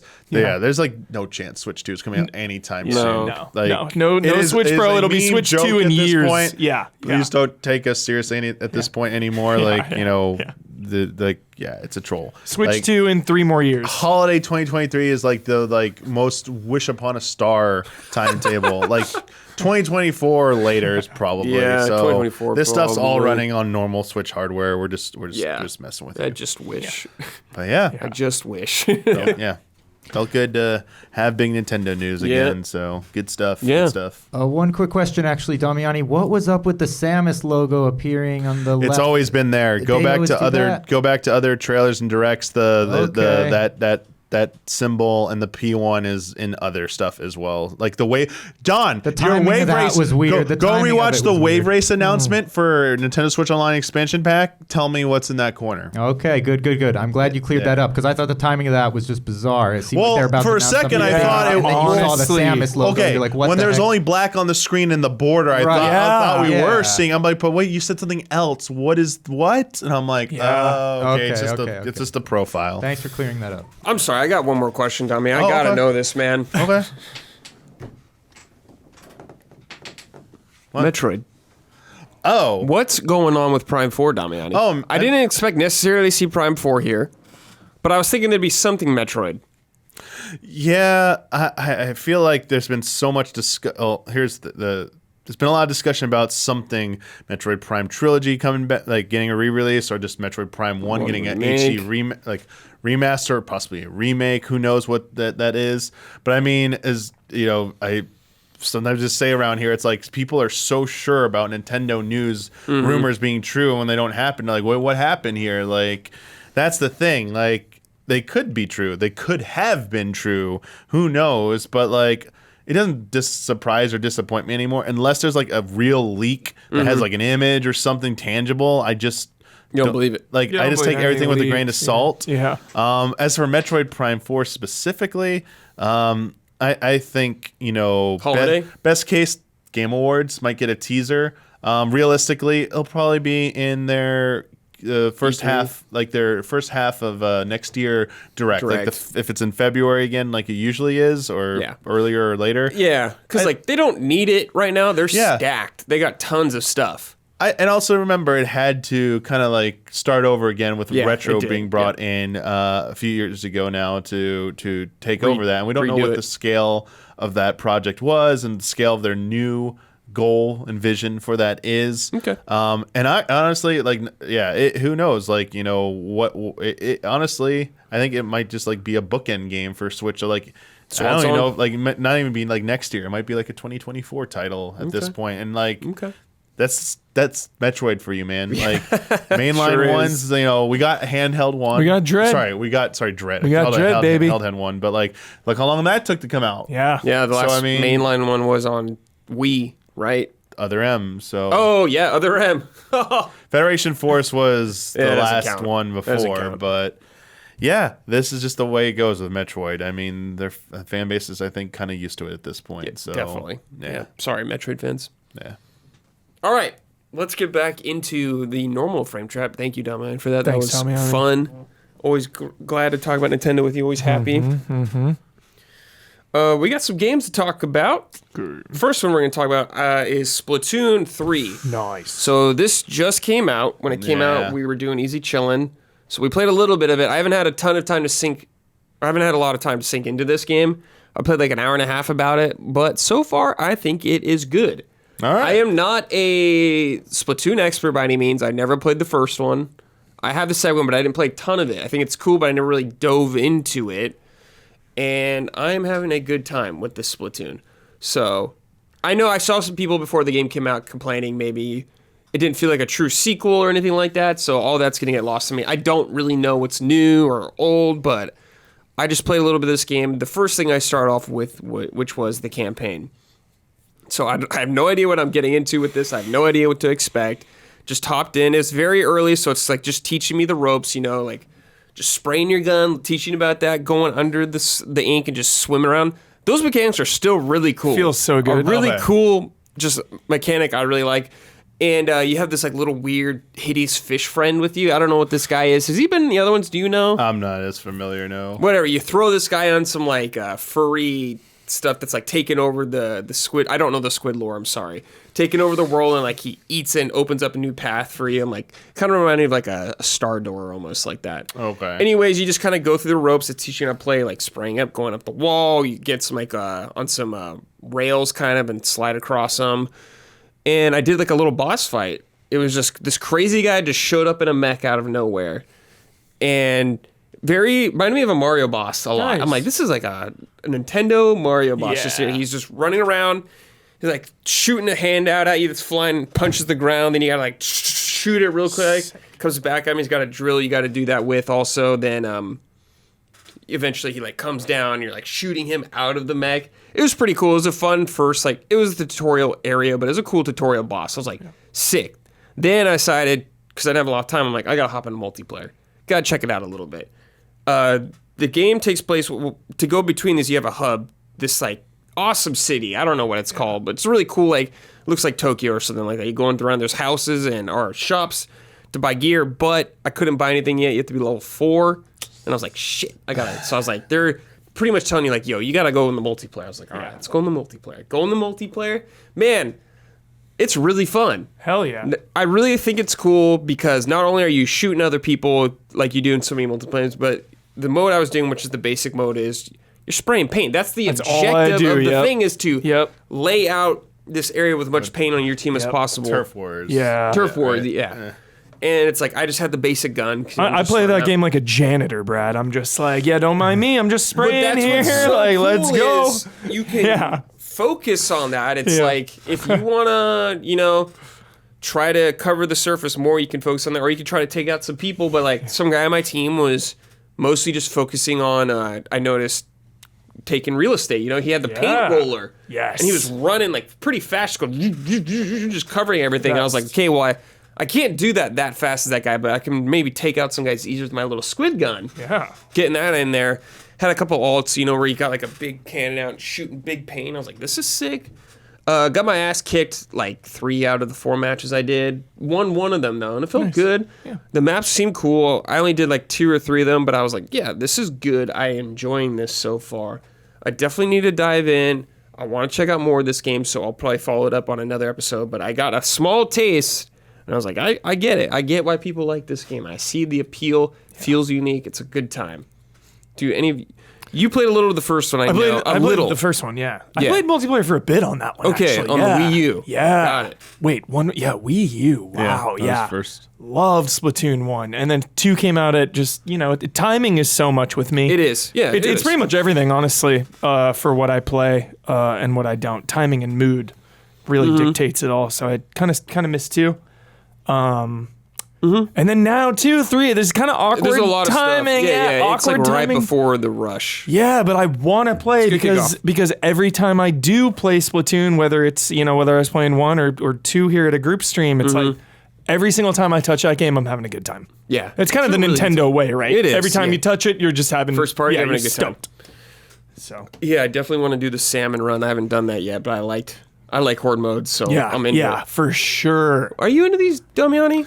Yeah, I haven't really played Splatoon games. It's been one of my your whole big Nintendo. Blind spots. Okay. Yeah, shooter. It's popular. Yeah, well, sure. That's mostly like my questions to like people who play it. Like, as someone who is like plays a lot of like FPSs and shooter games, especially like multiplayer. Yeah. I mean, is it I imagine it's a nice breath of fresh air, but like, do you think you prefer like having other objectives like turf war, where it's like, do that, and so you don't have to focus on PvPing. It's just like doing this other stuff. I love having an objective. That's why I always gravitated towards Battlefield in my life, because I like to just capture points, play the objective. Like if an enemy is around, like let's fight. But like my main mission is the objective at all times. So Splatoon really lets me do that. And it always feels like you can be really, really good at it. But even if you're not, you're having a good time. Yeah, it feels not intimidating at all to play this game. Anytime I'm having fun while dying and losing, it's like, good game. Yeah, yeah, Damian, I guess the mechanics or like the game modes of it, I think works well because your main thing is like a squid gun. You're shooting ink the whole game, and I think that makes it so enjoyable. If it honestly, I think if it was just deathmatch, just straight deathmatch, and not like trying to capture an area, it wouldn't be as interesting. No, I think it's just such a cool layer that makes Splatoon feel unique. Yeah. And the push and pull of it, them kind of covering the ground, they have all the ground, and then like you kind of push back, and then maybe you'll sneak around to a spot that no one is kind of around, and you're just like spraying that area, getting all of it. So fun. Yeah, it's always interesting to me the dynamic of using like the ink for traversal as well. Yeah. Like I like trying to like wrap my head around any other like kind of FPS that does like similar like traversal mechanics. It's like there really isn't. Not that I can think of like that. Yeah, like obviously like maybe not even in a competitive sense either. Like I mean, you had like Call of Duty or Titanfall that like has you doing like platforming and stuff like that, but like not really like this. That's still like more traditional movement versus like this. Nothing to me feels like Splatoon. Yeah, so like Splatoon, the uniqueness it's of it. Only thing, So I think that's a huge strength of it. Also, like the weapon variety, like what it's doing. It's like, you know, just having fun using those like more common looking items that aren't like necessarily like weapons of mass destruction. I remember the bucket in 2 was so cool. Yeah, there's like a katana now kind of thing. Splatana. No, the Splatana. Yeah, there's like someone I saw had like an umbrella they were using to like shield them too. Sekiro, dude. Yeah, it was cool. Yo. It was cool. A couple questions. We got one from Garrett Holfish. I feel like people don't give Splatoon single-player campaigns enough credit. It's Nintendo's platforming at its best, but with the unique mechanics of a third-person shooter. It leads to a lot of fun scenarios and creative ideas. Why do you think so many people ignore or don't talk about the campaigns?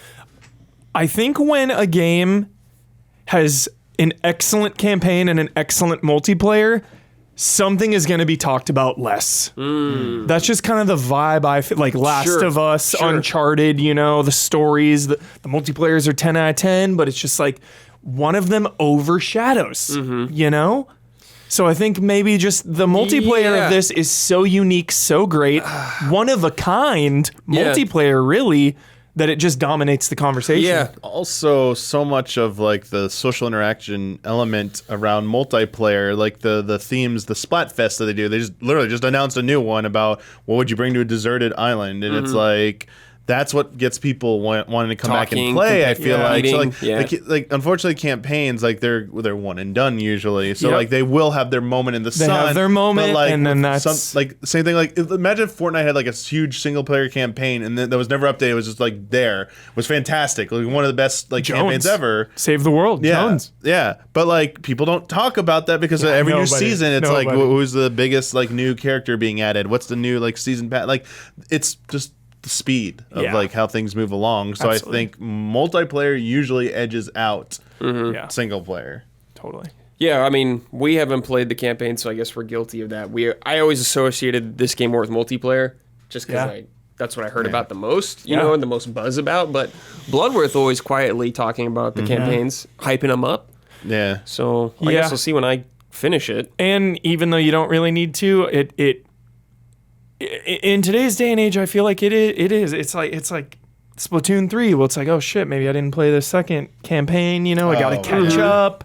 So it's like as these franchises go on, it's like harder to kind of get into, and then at that point, it's like, I'll just play the multiplayer. Yeah. So this isn't so much of a comment, or there's one question, but it's more of just a statement, which is totally cool. This is from Mark Gecko. Hey, Brad and crew. I only played Splatoon 2 for a couple of weeks and wasn't that hyped about Splatoon 3. I played Splatoon 2 with 3 of my friends back in the day, and now the same team is back for part 3.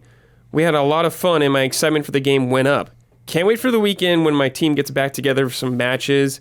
I also played a good amount of single player, and it's really good too. Are Mike and Mike into Splatoon now? Would be awesome to see them play together. Well, respect. Is there co-op in the single? Maybe just fight in the multiplayer. Yeah. I don't think there's co-op. No, I don't think so. Yeah. Might be a good option for them to consider. Yeah, we should stream it at some point for sure. 100%. Like that. Yeah. Because I know you did easy chilling with it. Yeah. But I think it could be fun. Yeah. Squad up. Okay, the next game, Mike. You've been playing a game that came out 2 years ago. Yeah. Finally, you've started, then stopped, then started and stopped. This is the third start. This is the third start. Now is the time. Furthest I've been. This is it. We figured it out. We got it because you were playing on PC, and you're like, I don't like playing on PC as much. I don't. I want to play on console. I want to play on my couch. Yeah. The PS5 patch came out. Yes. A brand new patch just came out. insane timing. A nice patch. The best timing of all time. Yeah, so... Well, let me tell them, before we get into it, yeah. It's Cyberpunk 2077. Yes. Mike's finally playing it. Yes. Phenomenal timing. The anime just came out. Everyone's hyping that shit up. Edgerunners, yeah. Yeah. Had tried playing on PC, like Brad said, and I just associate work when I'm on my computer. I get that. It's purely convenience, just playing on my couch in my living room, just like lounging out is how I like to game these days. So tried playing on PC again with the ray tracing, because I got the new computer and like wasn't working for you, the settings. You're having trouble. The settings, dude. Some chop. There was some chop. And like if even if it's a little chop, if it's a consistent little chop, it's like why even bother? Yeah. Why bother? Like so finally started on PS5, been playing it, and before I get into it, speaking of the patch, it was just such great timing. I started like legitimately 3 days before this brand new patch came out. And full context, I had been keeping up with Cyberpunk patches for 2 years. This is not like just, I can vouch for this. Yeah, like I'm not even kidding around. It's like I've been waiting for the right time, and patch 1.5, which is the one before this, they just came out with 1.6. 1.5 was the one where they were like, yo, next gen. Oh, yeah. This is it. Like, no more patches to fix it after this. Patches will be adding features in the future, but we're slowing it down. Nice. Like, this is the last one to quote unquote fix the game, you know? So I was like, okay, like, gonna hop in soon. That was earlier in the year. And now this patch comes out 2 days after I start playing, and literally, here are the patch notes, right? I'm playing the game, and I'm going full RP. So I started with my character with no cyberware, because I was like, I'm a street kid. I want to work up to that. Then I'll add it in. You couldn't change. You couldn't change your cyberware once you started the game. What is that? Yeah. This patch, now you can. There you go. Perfect. It's so weird because there's like a guy you go to who literally does like cyber stuff for you. Yeah, you can change your appearance except that. It was so strange. Weird. Then another one was no transmog. My character's just wearing all these stupid clothes. Yeah, I remember wearing dumb shit. Yeah, you gotta have that. So I was like, this is crazy. New patch? Now you can. Good stuff, yeah. Yes. So two of just the perfect notes. So getting into it, I'm having an excellent time with this game, like I knew I would, because this is the kind of story and world that I just love. High stakes, freedom of choice, gritty criminal underworld story. Like, I love all that stuff. And I just think the story is so strong in this game because you can just really RP. I was talking to Brad about kind of one of the earliest decisions in the game. I'm not going to get into any spoilers at all, but there's a decision early about like what you want to do with something. And I just like, this game just has me thinking outside of the game. It really has me transported into the world, thinking about things as if they're real life. That immersive sim, Deus Ex, Dishonored quality of just really inhabiting the character you're playing, just that full RP vibe. Yep. It's so great. And I'm really impressed, extremely impressed with the story, but the character progression. Love the character progression in this game. So you have core attributes like body, technical ability, reflexes. So you can level those up every time you get a core level, but then each of those attributes has all these sub attributes, and those are perks. So you can unlock perks all these different ways. When you level up, you'll get a perk point. You can put those, into handguns or shotguns. Anytime I play an immersive sim, I go handguns and hacking and like social. Okay. Yeah, like hacking things. I thought Huber and hack. Oh, yeah. Sorry. I was like, yeah. I love being able to just stealth and kind of know the tech and kind of like work around the environments. I love having options. And then just playing that Blade Runner Deckard style, getting my big pistol out, like boom, boom. Yeah. Love that vibe, rocking. Like, hopefully I can find a trench coat. I haven't found one yet. Well, let's talk about the combat right now. Yeah. So I remember the combat was fine. It's fine. It's fine. I know when there's a game where you have more choices, more freedom, things maybe are just more basic, I guess, like interactions can be. How do you feel about it? How's it feeling? I feel like it's maybe better than The Witcher 3. What do you think? You think it's better than Witcher 3 combat? I don't know. It's been too long for me to think. Yeah. I don't know. Because Witcher 3 combat was still fun. Every time I get in a shootout, it's fun. Yeah, it's definitely not the focus of the game. Not the focus of the game. And I will say I'm 20 hours in, and I really appreciate that 5 hours of this game can go by and you don't fire a bullet. Yeah, sure. There are so many conversations, and that is the 100% strength of this video game. If you want to, yes. Anytime I'm sitting down with a character or talking to a character, going through all my options, what do I say here? Do I have this attribute high enough to pick this die? Anytime I miss those, I'm just like, no! Like, that's the worst. It hurts, man. It hurts. Yeah, I love having those dialogue options. Yeah. So just the conversations are the strength. Yeah, I think the characters in the world are the best part. Not necessarily the gameplay, I'd say. The gameplay's fine. Yeah. But I'd say the world and characters are the best part of this game. Yeah, like driving around is fine. Yeah. Shooting someone with a shotgun is fine. It's fine, yeah. Yeah. It's fine, yeah. Yeah. But it's a huge open world RPG, so. I mean, it's nice they clean up the bugs, I guess. Like, clean up the bugs. Forward. Yeah. Clean up the bugs, Damiani, but I will say a big time negative of this game are the animations. They're just jank.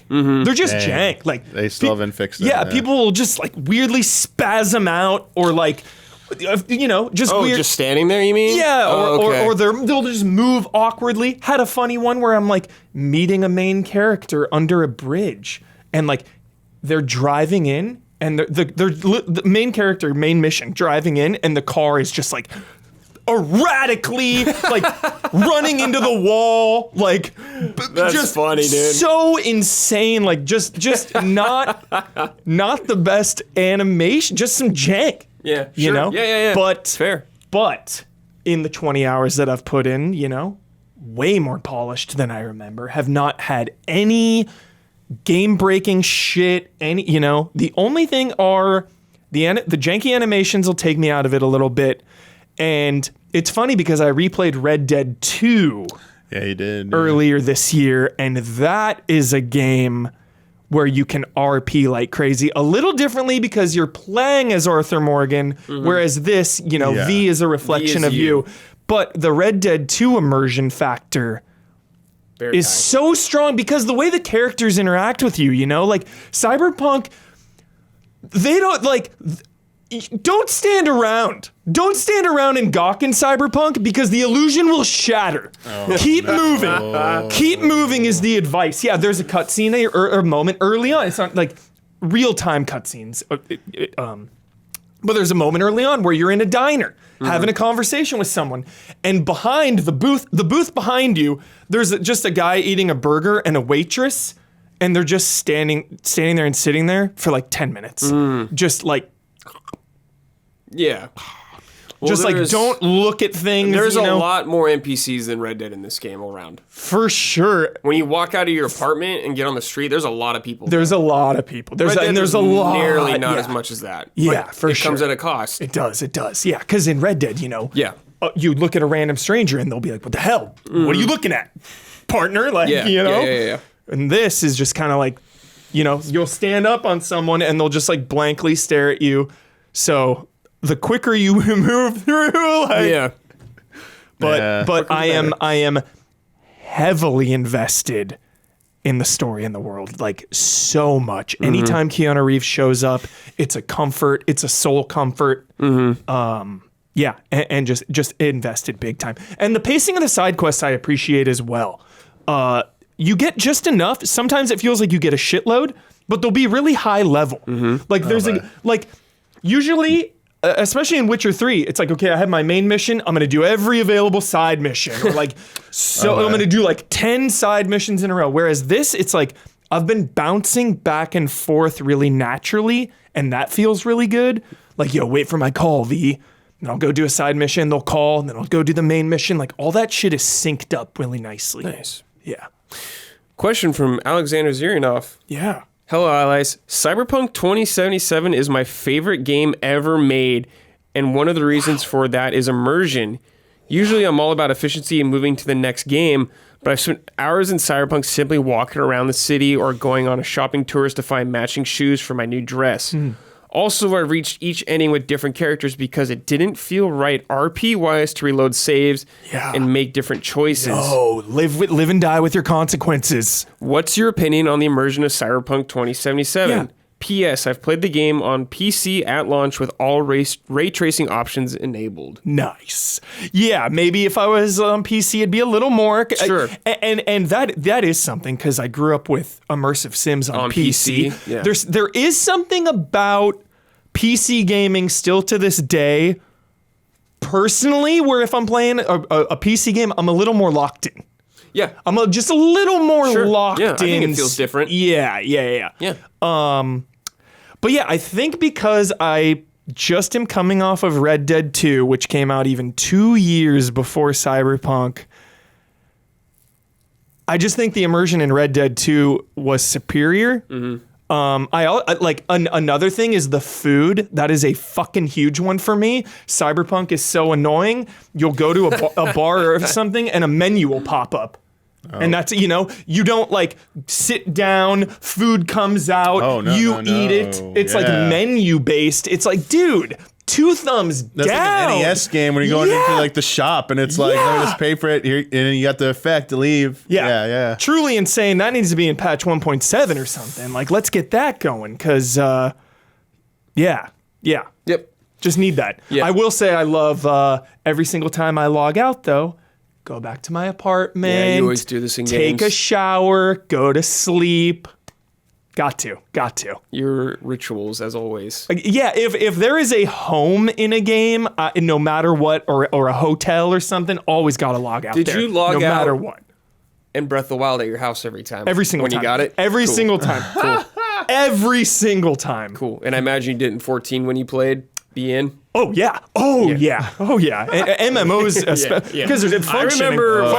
At the Barrens, he'd always be at. Yep, I just remember. sitting there. Yeah, I remember. Totally. This one's from Ian Alexander. Kind of different, opposite opinion. I played Cyberpunk at launch with my 1080 Ti and actually had very few bugs.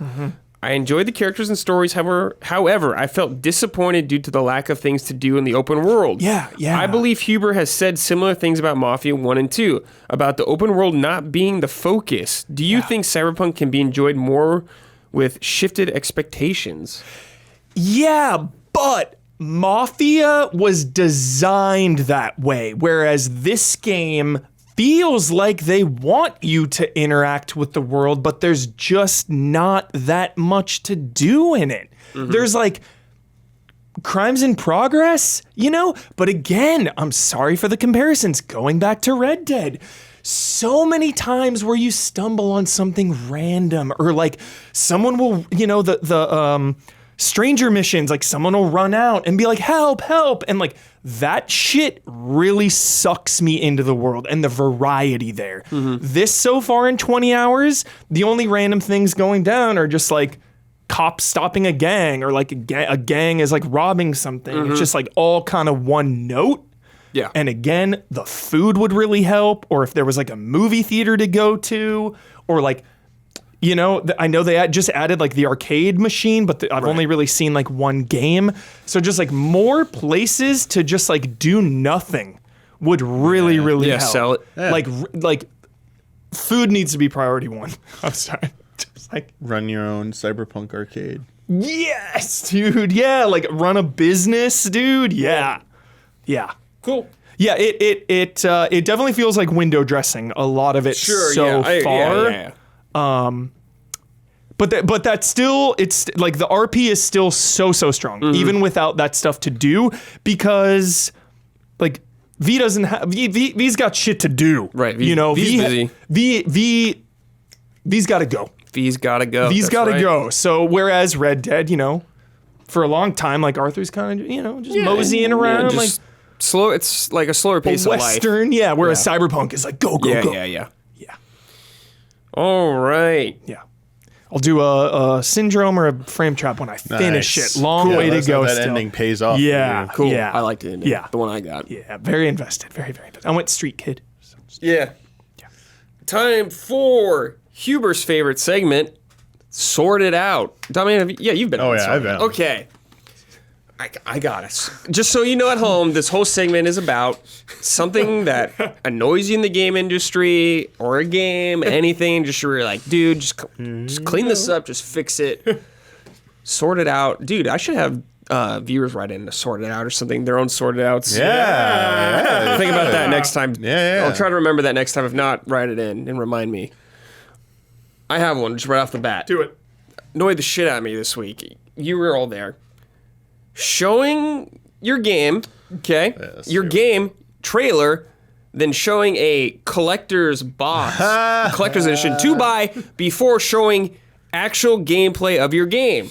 This was Assassin's Creed Mirage at Ubisoft's very boring, mostly showcase. God, that was boring. It really annoyed me and pissed me off because they were saying the right things about it when they were talking about it, and you just rubbed me the wrong way. You just like flicked me in my eyeball. It's like, what are you doing? Why are you doing this? Yeah. You could have shown me 30 seconds of gameplay at least. It could have been their coming out party of just like, yo, here we are, new era for frickin' Ubisoft. Let's go. We got the future of the franchise. Yeah.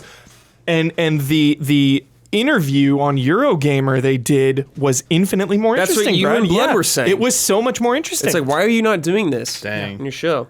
I am going to start my own game company someday, Brad, because you gave me an idea.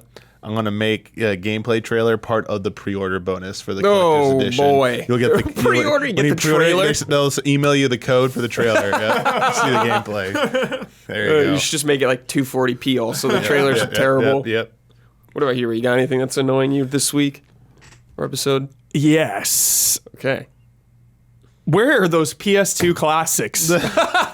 Where are the classics? I'm sick and tired of this, Sony. We got a state of play coming up in hours, okay? This is the time now. If you don't show more of those games and give them the proper spotlight that they deserve, that you've hyped up, that you have charged double the price basically. Well, not just for PS2 of games. PS Plus. Yes. You have doubled the cost of your subscription service, and you have not doubled the value. You have not made it feel like for people who are invested in the ecosystem like we are already, it's like a hard sell probably. It is an extremely hard sell, and you need to sort it out because across the bow over at Microsoft, they got Game Pass, they got all their back catalog, they got so many back catalog games. They're much better about that, yeah. A lot of their back catalog games run at 60 versus like if you put something on PlayStation, it's 30.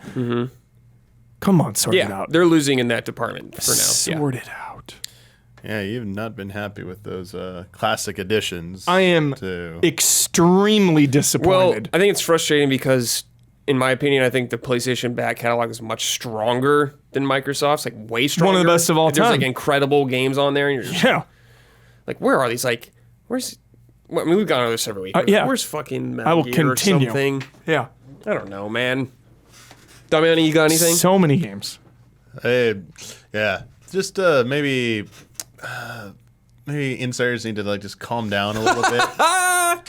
Like, wow, it's like if you get I get it. You know something, you want to share something with people, and like your source tells you can say it. Like that's cool, but like I don't know especially when it comes to like Nintendo. I feel like it's just like playing with fire, and it just like sets bad expectations at this point. I almost feel like it's just better to say nothing. Expect nothing. Like saying a direct is happening and being right, like that's great. I think that's enough. I don't think you need to say anything about the lineup. Like again, I kind of made this point already, so sorry for repeating it again. But if you got like, I'm okay with it when it's like you've got like something to back it up that you can show as well. Like when we got the Rabbids leak for the first time, Mario and Rabbids, right. like, was it usually it's like Jason Schreier who has all this stuff, but like his stuff always has like something to back it up, and it's like feels great to like read or see an image or something like that, or like any of those like old leaks. But like again, that's also leaks. I don't like always like leaks either, but like if you're gonna do it, at least like have something like that to like back it up. But like it just feels like it gets out of hand so much time, so to the point that like I just tune it out. Yeah, that'd be my recommendation to you. I tune it all out. Yeah, I think insiders and leakers are selfish. They're selfish humans getting that stuff out there for their own personal gain and clout. That's it. They do that for their own reputation, to hype themselves up, to get that, that status of like, yo, this person knows, like, insider. And it's like you're taking away that moment from the developers who've been working on the game for a very long time for your own gain. It's 2 thumbs down. The only leaks I believe pretty easily are Ubisoft leaks. Oh, because they're like always true. Yeah, those ones generally like come true. But it feels like this feels like mainly like a Nintendo thing at this point. It's like just they just don't always like play out. Things will play out as either goes. Also, this Ubisoft like press conference in general, it's like 2 hours. Come on, like if you're gonna do multiple events of these, like no, you don't need like trim the fat. You gotta trim the fat. Trim that thing. That was one of the worst in recent memory. Yeah, it was a little drawn out. John, do you got anything? Something earlier today actually bothered me quite a bit. You may be surprised too. The offending party, Miyamoto himself, did something that bothered me a lot today. Getting out there on stage, announcing a new Pikmin, right? Oh, we didn't even talk about Pikmin. As an afterthought, popping the shirt a little bit. Oh, by the way, I have a shirt. Look, these shirt reveals have become one of the most exciting things that can happen at one of these events. And to have it as a kind of afterthought is a really odd thing. So I think he should have whipped that, blazer off, swung it around his head, really showed the shirt off, not just been like, oh, and by the way, I got this shirt too. These shirt reveals, if you're going to do them, you got to do them big, and they have to be front and center. I would say sort it out. All right. You need to watch more Final Fantasy XIV, Don. No, that's what I'm saying. Their shirt reveals. No, that's what I'm saying. Point. Those are very good, actually. Exactly. So this kind of thing is unacceptable. That's what I'm saying. These shirt reveals are something to look forward to, and Miyamoto dropped the ball. Should know better. Yeah. Fair enough. All right, time for some shout-outs. We have some shout-out to your patrons who go above and beyond, I'd say, supporting us. We are greatly appreciated. We shout them out on both our main podcast and this show. This month's shout-outs consist of Jabbawabs, Elthanas, Greg TheDarkKnight Kettering, and Anacrothe. Give me a Pikmin-esque shout-out. Oh, this is gonna be real different. I don't even know what is Pikmin. Make like it's like high pitched noise when they're like perfect, like a pig squealing. There you go. Oh yeah, that's the pig Pikmin. Yeah, I remember that. New edition. Okay, I've been trying to talk to Don about this. I think for actually a month. The last 2 episodes, this dropped and Don was not available both times. I just need a quick check-in with Don officially about Wave Race 64 on Nintendo Switch Online. Don, just give me some thoughts. Everyone, if you don't know out there, Don is an actual speedrunner of this game. Yes. Well, what can I say, Brad? I'm extremely thrilled and completely satisfied with what this is. I mean, you and I were heckling Nintendo, badgering them for months, years. I don't know how long it's been, saying put this thing out on the Switch at least. The least you could do to show even the smallest bit of respect to this franchise. They did it, and they did it right. So now I have to say thank you and tip my hat to Nintendo. I've been having a blast with this. I'm just shocked with how good it looks on a big screen. I brought this up a couple of times. I mean, I don't know what they're doing to expand the resolution and make this stuff so sharp, but it looks freaking awesome. It does look good. I mean, it looks fabulous. It feels fabulous. I've been having a ton of fun with it. Restarted, Dawn vs. Wave Race, and something very exciting happened on the last episode, actually. I don't know if I should spoil it. I don't know if anyone's digging into these. Talking about the speed running, I achieved something incredibly remarkable on last week's episode of DVW, so maybe someone check that out. Wow, what a tease. Yeah, I'm feeling really good about it, Brad. I'm feeling great. I've been enjoying it. And then also, for the first time, I got to say, actually, the other night I got home after our marathon, one of our marathon nights, and I just needed to, mellow the mind out a little bit so I could sleep. So I, for the first time, actually played it in dark room, middle of the night, handheld, 3 inches away from my eyeballs, and it was fabulous. The control with the Joy-Cons, a little rough, honestly. Not as precise. It wasn't as precise, yeah. But I bet you were immersed. I was with that OLED screen about 2.5 inches from my eyeballs. It was a good feeling, yeah. That's so great, Tom. That's how I'm feeling. So I'm feeling very happy, yeah. Wave Race is available again anytime I want. Excellent. Nintendo killing it with the classics. I know it's not killing it. Not killing it. Slow and steady, though. Very slow and steady. Very slow. Versus like nothing at all on the Sony side. Sony's been very slow, but there's been sprinkles. It's been sprinkles. It's just stuff, not stuff you want. I keep checking, dude. The last update was once a month. Yeah, it's like once a month they do that. But yes, it should be faster. Next game. We've been playing this game a long time, me and Damiani. Long time. New patch recently came out. That's Final Fantasy XIV. Me and Damiani are the complete opposite of players, I feel like, in this game. Damiani is a hardcore player who does all the content, does the highest tier difficulty content. And I am here for, like, the story, just going through it, like, one time check. I just want to see everything at least once. That's been my experience with this game. So the new patch came out. I had been playing. I was like, all right, new patch. Let's see what's going on. I want to see the story. I was actually a patch behind. So I was like, all right, I'll do both patches. Hopped in. Man, this MMO is still super good. God dang. Honestly, I didn't believe this until I got caught up with the story. Final Fantasy XIV has one of the best stories of Final Fantasy, period. Without a doubt. Yeah. Without a doubt. It's one of the best Final Fantasies. I know that might be hard to accept if you've never played it and you're not in MMOs, but god dang, this game is good. So good. Yeah. And it's doing max pandering to me right now. Oh my god, this whole expansion is like Final Fantasy IV Fiesta. Final Fantasy IV time. Fan service, let it flow. Had all this like 6 bullshit for like... Has there been a Stranger of Paradise tie-in yet? No, not yet. No. Give it time. Okay, right. If Jack shows up, I'm gonna lose my shit. If Jack shows up. I hope he's a boss. Jack can show up in a lot of stuff, but like, you know what? I'm waiting for that crossover event where Jack just shows up in the universe. Dude. Yeah. Would be most thrilled for that. Absolutely. So I'm just gonna talk about some of the content I did, which was mostly the MSQ, which is the main story quest, going through it. So the way this story is going is so in my wheelhouse right now, love theming and aesthetic.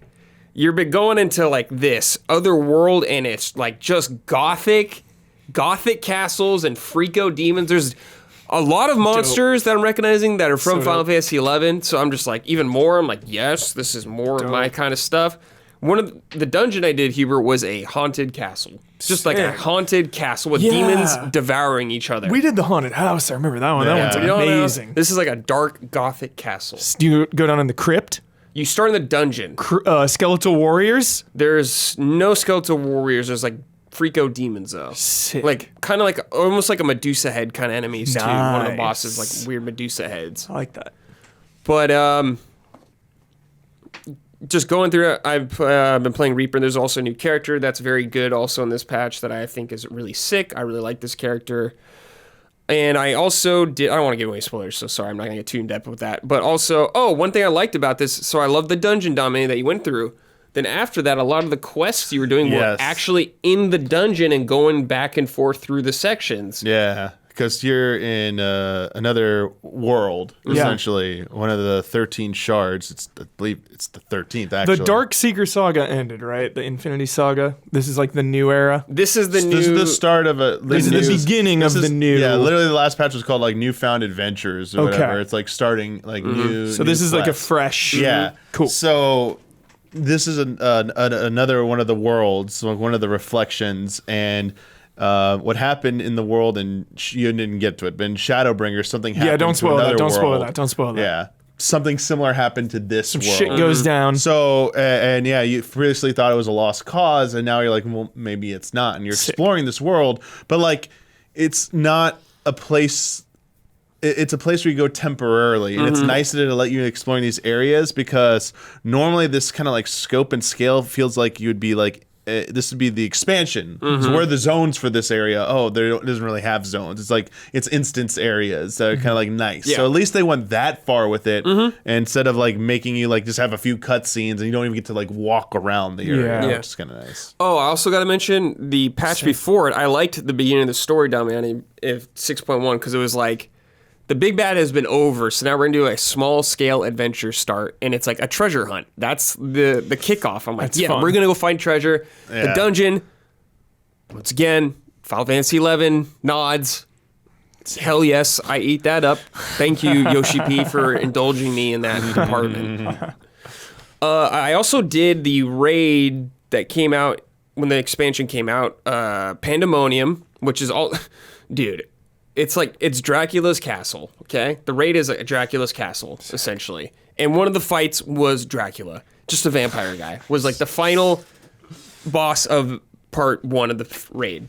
So I went through that for the first time just by myself, because I have all this content I just always neglect and I never do, and I was just like, I'm always like, oh, I should wait for something, I should wait for this kind of thing. I was like, no, I should just do it, and I'm just going to experience it, I'm just going to do it, otherwise I know I won't do it. So I just did it. Went through it. The fights were a lot of fun. I really enjoy these like boss fights. They used to kind of make me nervous, Damiani, playing with other people. I'd be like, oh man, I hope I don't mess up or anything like that. But this time around, I'm just like, let's fucking go. Like, who cares if you die, kind of thing like that. I'm just going in. I'm having fun, and everyone was having a good time in all the fights I did, so it was awesome. Sick. Then I did the part 2, and also there's a whole story tying all this kind of also narrative that is. I enjoyed quite a bit, and I did part 2, and I finished it. I was like, yeah, I fucking love doing this. It was great. Hell yeah. And you were going crazy doing, is Savage the hardest here? Is that what you've been doing? Well, Ultimate's the hardest. Ultimate, okay. So, yeah, I won't take too much time at this because I want to talk about some of the more recent stuff. Yeah. But Ultimates are fights they introduced in Stormblood. They're basically like super bosses that take some of the existing bosses and throw them together for a mashup of like crazy, insane mechanics and stuff. Most comparable thing I see people talk about is like they liken it to like Mythic and WoW, but they're not quite the same. Like they're even like WoW Raiders are doing Ultimate, and it's just like a different beast because like from my understanding, gear and gear progression and gearing in general is very important to the hardest level of raiding in WoW. Whereas the highest level, these Ultimate fights come out after the fact. You are locked in. You cannot outgear them. Love that. When you go into it, that is the only gear. Like it's what you have. It's tuned towards you already have the best item gear. level. So there's no about I got to clear this and get this gear or whatever. It's like no, you're like that. You're going That's in. interesting. And it's a lot of personal responsibility. I bet. A lot of mechanics where there's a lot of variations where an individual must know how to do a bunch of different patterns and stuff like that. Jeez. Also, they're incredibly long. This last one has what's called what a door boss is. It's like a warm up boss before the real boss. DPS check. Yeah, like it's like a kinda? checkpoint boss. Yeah. They have like a checkpoint boss that's like a few minutes, and then the main course. The checkpoint boss is like 2 minutes or something, roughly 2.5 minutes. After that, you get to this next phase, and you could start from there. No matter how many times you die, to complete the next part of the rest of the fight is 19 minutes. Damn, that's if you fail at any point, you go back to the start and have to redo a long ass fight. Damn. Yeah. Pros only. Yeah. So that's Ultimate. That's the level of communication. Ultimate is more about Ultimate's an endurance. It's a marathon. It's not a sprint. It's a marathon. Savage is what comes out every 6 to 8 months. Now it's 8 months. It used to be like 6 to 7 months. That's more for more mainstream, but still high difficulty. But a lot of people will be able to complete it at some point. People it just depends on your pace. You could take the whole 4 months to complete it. You might complete it in the first week. It just varies, but it's meant to be completed because you can get better gear and you can out gear Savage essentially. Eventually, it will become much easier to do. That's cool. Yeah, and that's what Brad did. There's the story versions, and then there's the Savage versions of those. So Ultimates are a remix of older existing fights. This is brand new. And so, sorry. So that's what he was alluding to. Sorry for that long, lengthy discussion. Explanation about that. However, so the newest patch has dropped, as Brad just did and I just did. The new story stuff is all cool. How long did it launch? I'm sorry? When was it? When did it drop, the patch? 3 weeks ago. 3 weeks ago? Because pretty new. Today, they just dropped an update patch, 6.21. Nice. Now, this is the fun. This is the fun stuff. This is what gives me life. Is the update today. So I had to explain the Savage thing because a lot of this involves Savage right now. So we're in the middle of Savage right now. Yeah. Most people have not finished it yet. And in fact, an extraordinarily high amount of people did not clear it week 1 that usually clear it week 1. Shit. A lot of groups barely even getting their clears last week. We're going to start this is the start of week 3. So it's one of the tougher ones. Yeah. So, but we got an update last night. One of the first things they did is they wrote an apology about the final fight. Wrote apology. They basically said our internal testing team got so good because we had so much time to test it that we over-tuned it. So we're nerfing the HP a little bit. That's funny. Because, groups were hitting enrage on it and not being able to beat the DPS check. Okay. There's a lot of other issues, but it led to a meme about there's a meme in Final Fantasy XIV if you don't clear content on when it's relevant, you weren't good. You didn't do it the real way. You didn't really clear it. So this is just sending people into overdrive with that. God. But there's even a better thing, Huber. Yeah. So you can do raid content I do it with a static. So I do it with a group of people. We have a schedule. Yeah. But then a lot of people just do it through Party Finder. That sounds tougher. Yeah. For sure. You just wait together and do stuff. So regardless if you're in a static or Party Finder, something happened this week. For there's 3 fights. So the third one, the second most difficult one. Yeah. I mean, you could argue it's the second most difficult, but it's supposed to be the second most difficult. There's a really hard mechanic in the middle of the fight. God. That week 1, I did it. It was it was really rough on healers. It was a lot of movement, a lot of call outs, a little bit chaotic.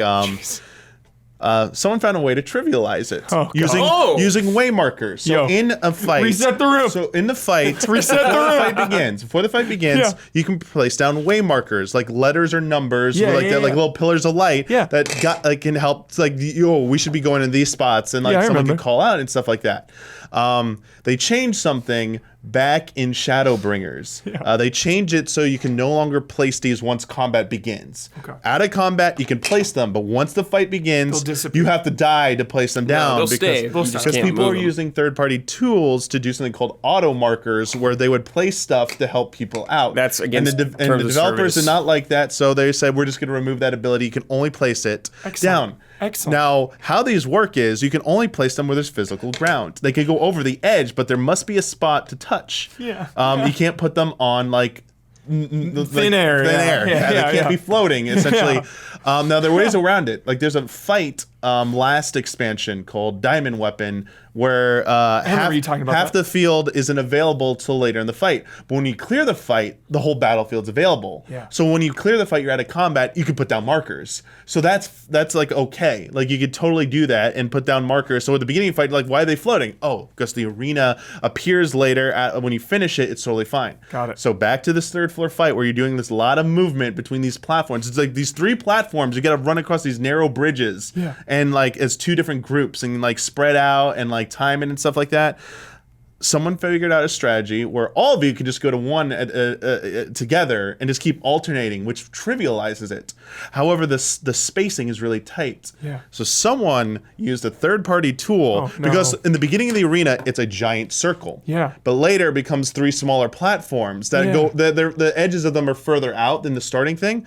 So let's say this is the edge of the platform right here. It's on camera. Yeah. Someone put like the markers over the edge, like right here. Yeah. But when you get to that part, they're on the platform. But at the start, they're not there. And people are like, how did you do that? How did you place them? And when you beat the fight, when you're out of combat, it reverts back to the beginning. So there's no part where you would be able to place them. Yeah. So someone used a third-party Huber to place them, advertised it in the party finder, and then everyone joined up, and you could save your waymarks to like a macro them. So everyone was using it. Everyone was using it. All the biggest streamers were doing their like reclears this week. We're like showing the strategy, like laughing about it. So last night, that's funny. That's fun. Yoshi P, MMOs. Love MMOs. Yoshi P writes a message to the community. Titled about the use of illicit waymarks in the third one. Dude. And basically says, literally says, using a legal third-party tool, our investigation. Back alley mods. They said we found the culprit, the originator of it. They said they tracked down the person who started it, and they banned them. They banned them. Wow, dude. Then Give they said, a warning at least. Then they said, they've warned about third-party tools forever. Okay. Then they said, anyone who has them, please delete them because it is illegal to use them. Holy But moly. The third part was, hey, we get it. Like, we understand, like, you want this. You want to be able to place markers. So we're going to, we can't do it just now, but sometime in the near future, we will make an update to this fight where you'll be able to place those markers because it's become the de facto strategy on like everywhere, not just here, but like JP, like EU, they're all using this strat. That's what they're like. We want to accommodate you, but please wait for those adjustments where you could legally place them. So this is the funniest shit. Like, it reminds me of. Earliest WoW, Brad, when the quest, the vanilla WoW, you had to read the quest and like find the place for usually, you know, read the log. Okay, it's north here, you know, and you'd have to find it. And then of course, add-ons would just have waypoints and markers. And then finally, because every single person just used it, then Blizzard just like implemented it themselves. So this is the difference, you know? Hubert. This is actually a big difference between 14 and WoW, and I think this is probably an area where Blizzard does outshine Square Enix in the 14 development team. Well, maybe back in the day, when the very glory days. They are very ambiguous about they will not come out and just like in this instance they'll say it's wrong, but like they won't say what tools aren't allowed. They just like kind of give you blanket statements. They won't go out there. And there's been like decisions that have like kind of confused people. Like where people just want to know where is it crossed the line. Like simple things. Yeah, like if it's ambiguous, should that person have been banned immediately? Do you think? For example, like people thought they could get in trouble for using a big streamer was using a visual modification to change text to appear in text bubbles instead of just down in the text box, just to make it easier and more like immersive for them doing it. And they were getting reported for doing that. So like this, but this is the thing. It's like kind of like a Wild West. And this enables trolls like, we don't. How far can we push with this stuff? But anyway, on the same side, there are people who use it for like nefarious means like this. Absolutely, for sure. And that's kind of like what's a long running thing that's been going on now is like people would just wish they would come out and like say what's allowed, what isn't allowed. But you know they are trying to incorporate when they see things the community really wants. They are trying to work it in at least and make some accommodations. But like, I feel like they might be a little like slow and a little like too like. I wish they'd have some more clarity with this. It's kind of like the problem. Just quick final thought about 14. Sure. If you like JRPGs, you like Final Fantasy, I highly encourage you to play this game and check it out. The beginning of the game is the roughest part, I'd say, but it gets excellent.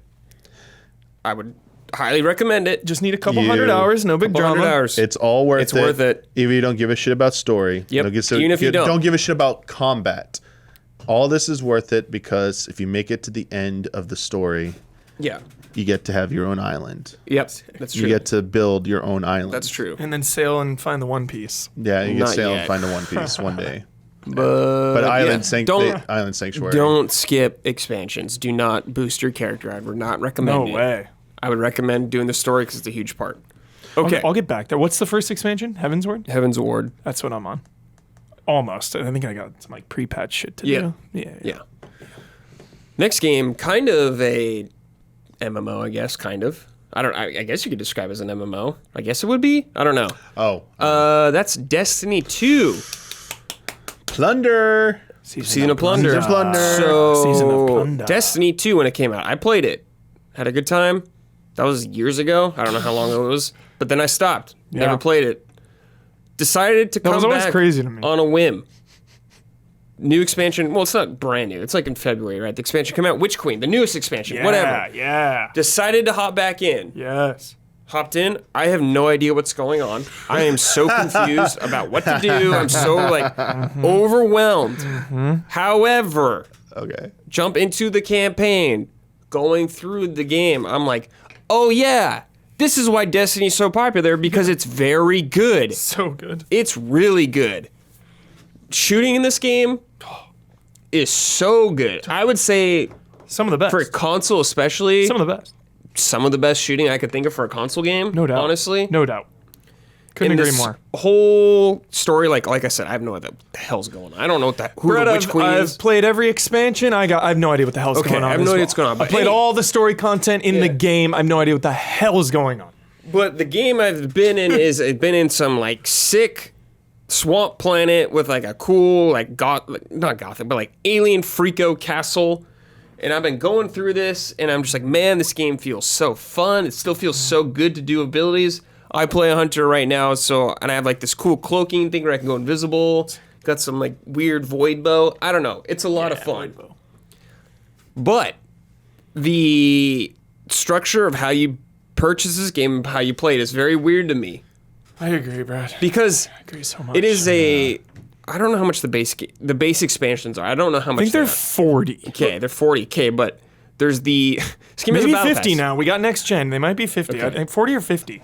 Yeah. A very good answer. Just to remind you, but they also are vaulting content too, right? Yes. So, isn't that confusing? Yes, it is confusing. Yes. And it does something that I Didn't let the guy play Forspoken. I'm very annoyed. Forspoken? And I wish Forsaken. I wish it did this like many other MMOs is if you buy the current expansion, the most current one, you get the other ones with it. or a discount. Or a discount. Because also, Destiny, no. Yeah, because also, I always forget, Brad, because you hopped back in. I'm not going to miss that. I hopped back in. The seasons, to really take advantage of them, those are $10. Yeah. So it's like there's no monthly fee, but they also now have the expansions that are like 40 or so. And then in between those, the seasons are another 10 it's a pop. expensive as an MMO. You're paying a monthly fee, I guess. Or the seasons are a few months long, so it's not as expensive, but yeah. are they doing an expansion every year?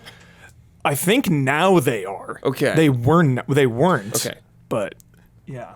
Isn't one of their reasoning behind the vaulting is because of just how your file size would balloon? I have no idea. Yeah, they blamed it on pipeline. I have no back idea. end. I'm not sure. If there's I a just way don't around know. it, but as someone And they wanted to keep the focus on the newer stuff as well. They throw that excuse, which is so condescending. Yeah. That they don't trust the gamers. It's like, let me do whatever. Yeah. I wish they would do. I'm not a big Destiny fan. I played it with you. It was I got what it was. Yeah, we did. Yeah, but I'm a very big proponent of repurpose old content. Don't just let it die off. Update it or change it, alter it to make it more challenging or something. So update it for the current meta or whatever. So it's intriguing again, and maybe throw a cool reward or something for incentivize people to do it. Totally. Yeah, I regret not buying I think there's an everything in one kind of package, and I think it's very expensive though. Probably $100. But I just feel like now that there's this content, I could see here's the expansions you don't have in the main menu. And I'm like, oh, I want to see the story kind of thing. And I'm like, shit, I got to spend a lot of money right now. Yeah. I guess it just feels like very front-loaded to me. I'm sure I didn't do the most optimal way to play this game, but... That's not your fault, though, Brad. And that's always my complaint with Destiny is, like, sure, if you watch a 3-hour lore video on YouTube and, like, you follow it deeply, it's not that confusing. But I think I pinpointed it last night for me, Brad, was... The structure. The structure of Destiny 2 makes it so hard to follow because you do things whenever. It's like out of order. It's like you'll boot up the game and it'll give you a cutscene for the new season explaining things, but then you haven't played in a while, so then you're going back and you're doing content that's before that, but then you do something that seems cool and is your level, and all of a sudden it's content after where you are, and it's just kind of all over the place because of the structure. It's hard to go kind of in a linear order, which makes just everything tough. With that aside, though, I guess it just like, so I've been going through the campaign with my girlfriend and we were doing legendary difficulty, which I think is really fun that you can do normal and legendary.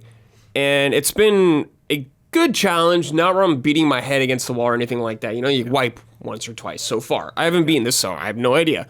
But there's been some cool interactions. Like one of the areas I did was you're in this dark area and there's these little like, orbs on the wall you can shoot to get light, but they don't last forever. But in this area, there's this huge guy running around like a circle arena, walking around with like some huge thing that'll one-shot you.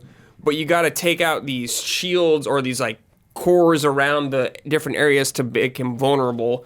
So we were like splitting up and like hiding in different areas, trying to support each other while one gets this and the shield goes down. Then you got to take him out with all the damage and the shield goes back up. Just a small little fun boss mechanic I liked. Brad, you're early on. Yes, very early. When I hype up Destiny 2, my selling point is it's as hardcore or casual as you want it to be.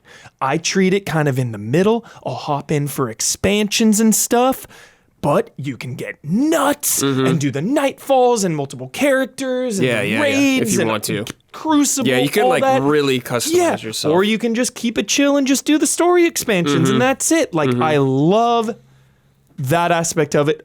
You know, obviously the structure makes it intimidating. Yeah, like all the gear they've introduced and the mods. I'm just like, whoa, it's been a while. I gotta like really slow down and figure this out. But I guess that's like getting into any game after a while or like an MMO. Yeah. But I did a strike for the story. It was one of the stories. It was cool. Sick. There was this really cool part where you're like going on a ship that reminded me of the Shadow Temple ship almost. Damiani. You're riding on this thing. There's guys. Then you got to jump off because the thing stops, and you got to like get it going again and get back on it. Then there's this outdoor area where you're running through like a swamp in the darkness around you. The darkness is a huge story. They don't get it. But anyways, it gave you like stacks of a debuff and it made you move slower out there. And there's these guys chasing you through the swamp, but there's these like light beacons you can go to reduce the stacks. And I was like, oh, this is just like a MMO cool mechanic. Yeah, just a cool little MMO mechanic. And it was just that one area. Then you're out of there. I was like, oh, that was cool. I like that. Yeah, It's a good time. I am enjoying it right now. I still got a lot of work to go, but I'm having a good time, and I totally get why everyone loves this game. I get it. We got a question from the best video game you've never played. Oh. Hey, allies. Glad to see Destiny 2 is getting some play. Witch Queen is currently my goatee, largely because it helped me get back into Destiny 2 in a big way, and it has shifted how I view live service games. It took a long time for me to realize that Destiny seasons are in fact like a TV show and that they are actual story-based seasonal stories.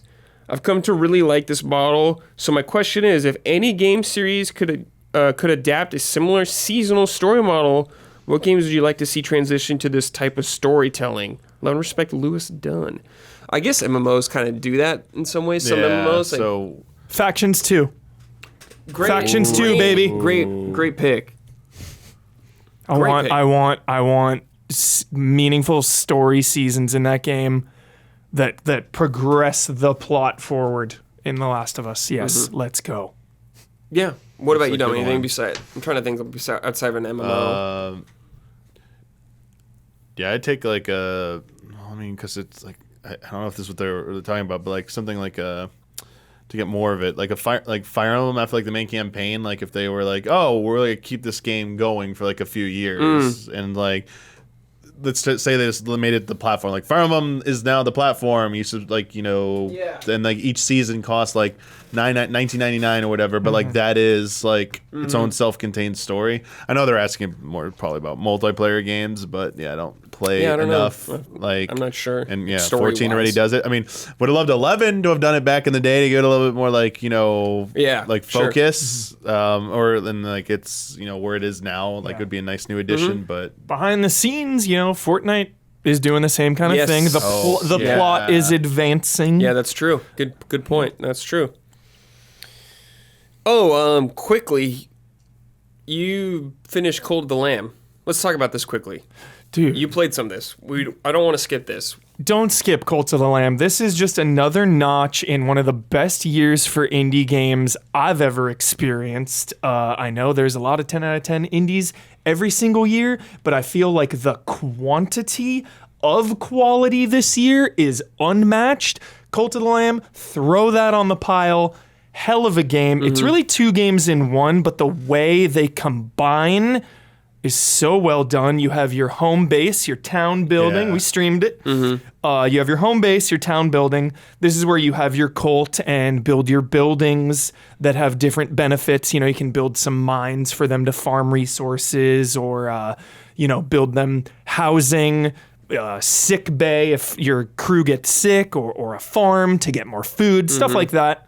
And then when you're not at home base, you go into dungeons, and it's freaking Legend of Zelda vibes, like combat kind of, you're not really, there's no puzzles, but it's top down basically, kind of at an angle, but top down-ish. And you go into these dungeons. The premise of the game is that this one god has summoned you to kill the other gods. So, you're in his cult, and you go into these dungeons to kill the other gods, and the combat is it's really cool. It's a lot of attacking and dodging, and then you have like your one magic ability, and there's just a lot of stuff. There's a lot of moving parts in this game, and they all combine in just a really good way. Like when you're in a dungeon, you get tarot cards that give you different abilities, and when you're out in the world map, like there are different ways to earn those tarot cards to kind of help, the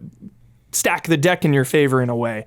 You collect gold and resources. You can use that gold at home base, or there's a mini game called Knuckle Bones, which is so grabbing that controller as soon as we got there. Dude, Knuckle Bones, and I love stuff where you go into a dungeon and you'll find an NPC, and they'll be like, all right, I'll meet you back there to play some Knuckle Bones. Just an excellent game on all sides. Just the slow town aspect, and then the dungeon crawling aspect is just excellent. Don't skip Cult of the Lamb. One of my favorites of the year for sure. Yeah, cool. Quick question: how does it feel grindy? Does not feel grindy. Cool. You're always progressing. There are 4 dungeons, and you have to go through each of them a couple times to get to the final boss. But each time you'll have a different mini boss. Okay. So there's a lot of bosses throughout, so it's always feeling fresh. As soon as you finish a biome, you go on to the next one. Cool. Yeah, has never felt grindy. Clocked in at like 15 hours. Oh, nice. So not even super long. Nice. Yeah, 15 hours, and I did like a lot of the side stuff. Played some Knuckle Bones, did some fishing. There's there's like a world map, and there's different spots you can go to there. I won't spoil anything. There's some funny surprises, some dark stuff where you're just like, what? A lot of sacrificing your cult, Yeah, just so fun. Quick answer. Yeah. Okay. You cannot think about this for a long time. Shotgun answer. Play this or Rogue Legacy 2? Rogue Legacy 2. Okay. Yeah. There we go. Rogue Legacy 2. Rogue Legacy 2. Yeah. Sifu and Rogue Legacy 2 and Elden Ring top 3. This would be like going for that 5 spot. Yeah. Okay. Yeah. Alrighty, it is time for some emails. if you would like to send an email to this show, you just got to join our $5 and up tier on Patreon. You can send in a question in this show. All right. So I got some names confused here. So this is either John Wojciechowski or Reptile Scorpio. So I apologize for that. But this question, Keeper, we're putting fire on you, me. Oh, shit. This is for us. Oh, shit. Hey, allies. You talked up grounded mode last time and in the spoiler mode, and I just wanted to comment on why I dislike extremely difficult modes like this. I feel like it ruins a lot of the gameplay systems because everything needs to be mid/max to where I don't find it fun. The lack of resources leads me to barely craft anything and hoard items, essentially taking away a major gameplay system. Then to converse the little resources I have, all combat encounters turn into a fight with bricks and bottles only. Sometimes I feel downright silly cheesing into your bottle throwing kill zone, but if you miss a shot, break an arrow, or whiff a brick, restart. That said, The Last of Us, both parts, found the perfect solution with custom difficulty. Survivor or grounded difficulty are the most things, and item drops are at hard feels perfect. That's your experience. Like we said, I try to say with difficulties, right? It's about finding the right one for you.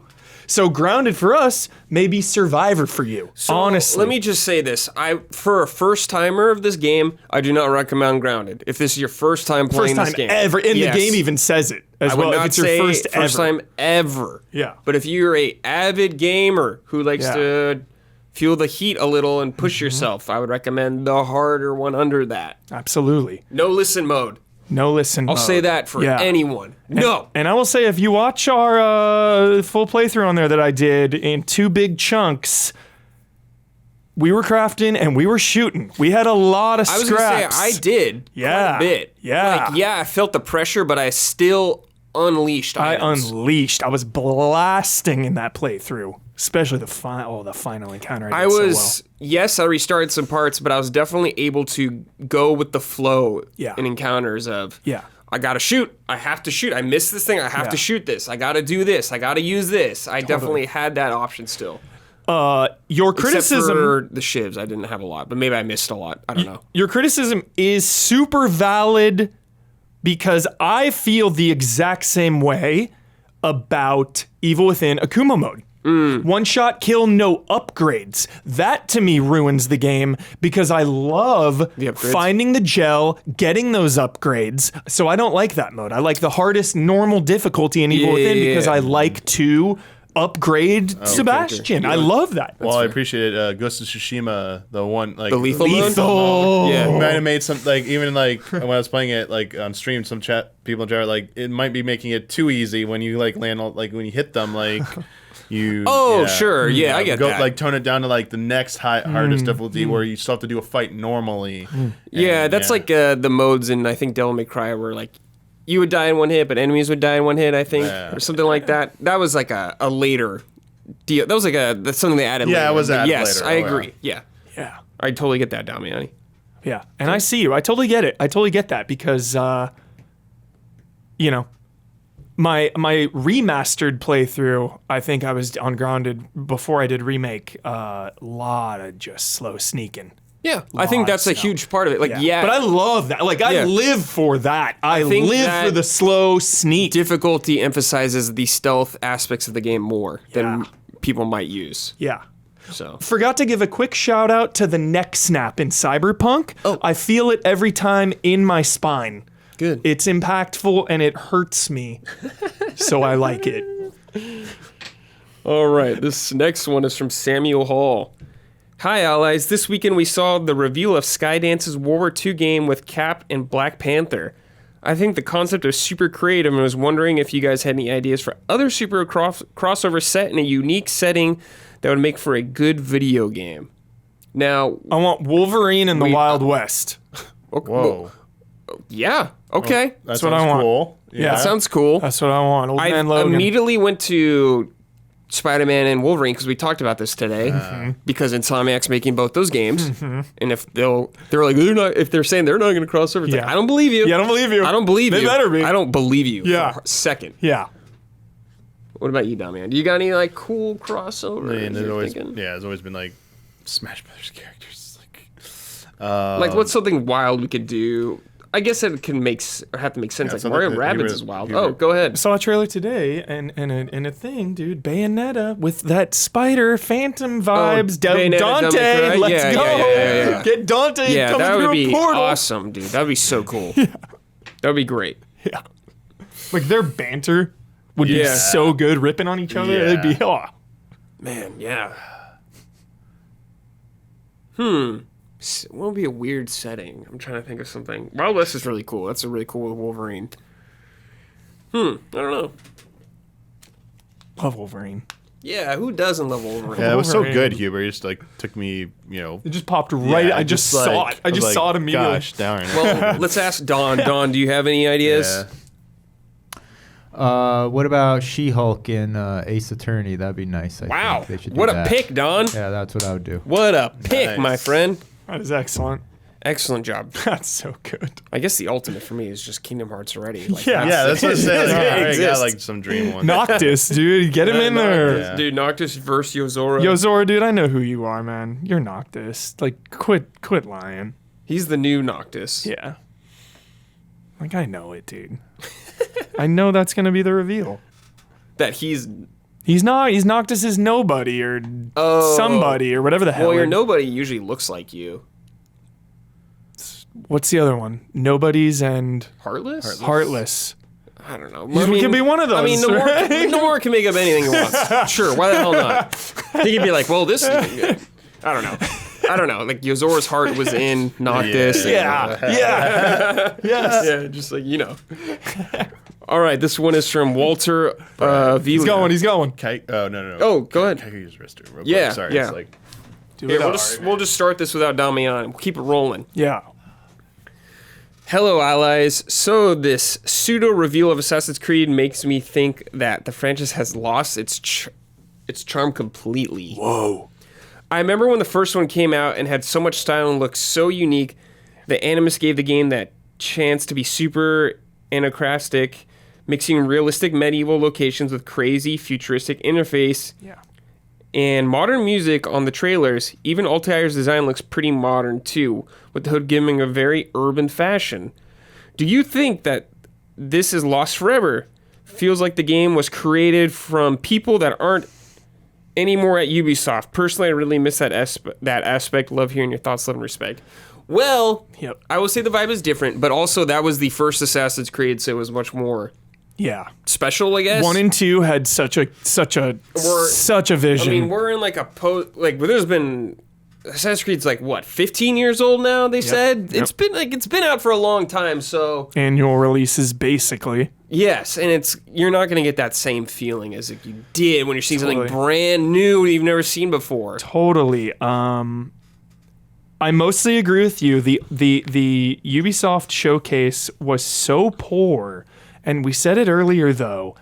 Everything they're saying behind the scenes is so promising. This is a franchise I love deeply Right. and intimately. I am caught up. I play the DLCs for crying out loud. Mm-hmm. I love Assassin's Creed. And like the Origins, Odyssey, Valhalla, I like them. I don't like them as much as the old style, Because let's think about it. The ones you're replaying, what you replay are the old ones. Exactly. I love 2 and I love Revelations and 1. I love Syndicate a lot. Need to go back to Unity again. Black Flag, obviously. Yeah, Dawn loves that one too. But, at the end of the day, the newer ones, even like Assassin's Creed, just is so consistent with their main characters. I love the main characters in these games, like every single time, so Yeah, much. sure. Like Bayek, Cassandra, Eivor. I love those characters. So I don't like the direction they've been going. From Origins to Odyssey to Valhalla, just so bloated. Cut 50 hours out of Valhalla, please. Yeah, It's like cut 3 games worth out of it. It's insane. But again, everything they've said behind the scenes about Assassin's Creed Infinite being the hub for the modern day storyline, that they're going to lean into it there so people that are into it can be all into it. And if you don't want to do it, skip it. Yeah. And then everything with Mirage being a smaller game. Yeah. Focusing on assassinations, focusing on stealth. Like, they're saying all the right things, and I believe them because just a few years ago, Eves himself was like, no, we're not going to make smaller games. No, we push the limit. That's who we are. We're going to make bigger games, bigger. And it's like, now they're walking that back. Yeah. So. Yeah, when we think about the recent Assassin's Creed games, I guess, with like, Valhalla, we're like, man, it's too damn long. It's too damn big. But yeah, I think about Elden Ring, which is huge. Persona 5. And people spend a lot of time on it. Witcher 3. Me, it's not the length. It's not the length necessarily. It's how long it feels, I guess. Yeah. When you're playing through it. Like, if you're keeping me hooked in, engaged the whole time, it's like, great. The stories just weren't good enough to carry it that long. Yeah, the gameplay's not good enough. And the scenarios are not good enough. Yeah, you just mash to keep you going for that long. You just mash R1. You're just like pop. Everyone's better for a smaller game. Yep. So we'll see how it unfolds. Couldn't agree more. All right, this is our last question. Is from Brandon K. Gann.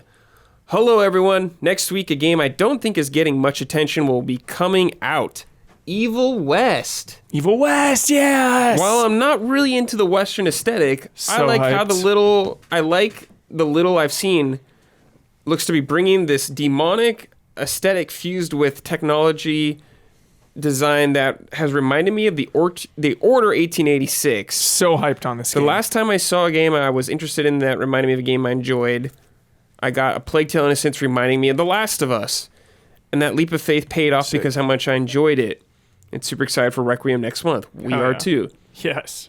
So I wanted to ask you, panel, have you ever decided to give a smaller, practically not talked about game a shot because it reminded you of something you enjoyed, only to be pleasantly surprised how much it stood out to you? Thanks for all you do, taking this submission to Easy Allies. Thank you for writing in. So I don't know how to say this without sounding like I'm on a high horse or something, but it's like, this is our job. So with newer stuff in the last 5 or 10 years, it's hard for me to not know about something that I would be into. I know what I'm into. I know what's out there. It very rarely is there oh my God, what's that game? I'm going to play that. Well, let's think about it's I'm following along the upcoming games. Let's think about when you were younger. The number one that comes to mind 100% is Ratchet and Clank. Number one. I was in the GameStop. I was a teenager working, so I had money to spend on video games. I remember just being in a GameStop and seeing Lombax with a gun on the cover. What is this? Picked it up. Never looked back. Yeah. That's the leap of faith that I always think back on. Yeah. Yeah. Any smaller games that you say give a shot? Smaller. Still know what it was, but the Record of Lotus Sword, the Deedless Labyrinth game or whatever. Yeah. Just because look, Symphony of Night clone that actually uses pixel art or whatever, so it actually looks and feels like Symphony. It was kind of a nice thing, but you know what I was getting into, and it's short and sweet. I don't think it's stand out though in terms of it's really part of their good, question and I was liked it stood what made it stand out, but it was just enjoyable. Yeah, it was enjoyable for sure. Yeah, it wasn't smaller, but just new entries into what would become a series that Valkyria Chronicles was first being advertised, because it's Skies of Arcadia team, and it's real-time Fire Emblem. But obviously Skies wasn't the biggest game either. It's a cult classic, but it's Valkyria. Still though, Valkyria at least got sequels, so I'll give it that. It did. It got many sequels actually. Yeah. The one that comes... it's because you everyone if I have a blind spot, it's you guys will fill it. You know what I mean? So it's we have plenty of recommendations. Yeah. The game that always comes to my head as a game like this is Origami. I was like, man, I love Tenchu games. I love those old stealth like PS1, PS2 games and Origami. Very small game. Dude, we gotta play 2. I know, I have it. Yeah. Not in an like amazing game, but a solid game that I enjoyed. I had a good time playing that first one. Totally. I was like, oh, this is cool. This is cool. Hide in the shadows. Hide in the shadows. Great mechanic. Don, do you got anything? The one that comes to mind is Hunt Down. Hunt Down. Because this is one of those ones that, a million times, if I give a lot of little games a chance, especially these retro ones, it's easy to cut a trailer with pixel art, make the game look incredible. This game looked like it had everything, but I really had like zero faith in it. I remember seeing the original trailer and saying, God, that looks sick. But like that happens a lot with these old retro style games. Little tiny Easy Trigger Studios, not a lot of pedigree there. Went out, took a chance on this game and said, it looks like I'm gonna try it, but little did I know that it was gonna be literally one of my favorite games of all time that has held up over its test of time. So that's got to be the biggest we need a little sequel. game. We need a sequel, Don. Oh, it's gotta be there. I don't know what's going on. Easy Trigger, it's very mysterious. I looked these guys up. It's like there's a radio silence. I don't know what's going on. Damn. Something's gotta come. It was successful, so that was the biggest little game for me, probably. Nice. Well, that's going to do it for this episode of Frame Trap. Thank you, Mike, for joining us. Appreciate it. Anytime. Damiani also be my co-host, and Don in the booth holding it down. Thank you very much. I loved that Nintendo talk. It was nice. Talk about some fresh Nintendo news hot off the press. Good. Yeah. So, once again, if you enjoy the content we make, check us out on Patreon. Patreon.com/EasyAllies. If you would like to support us there, we would greatly appreciate it. And until next episode, see y'all later. Bye-bye.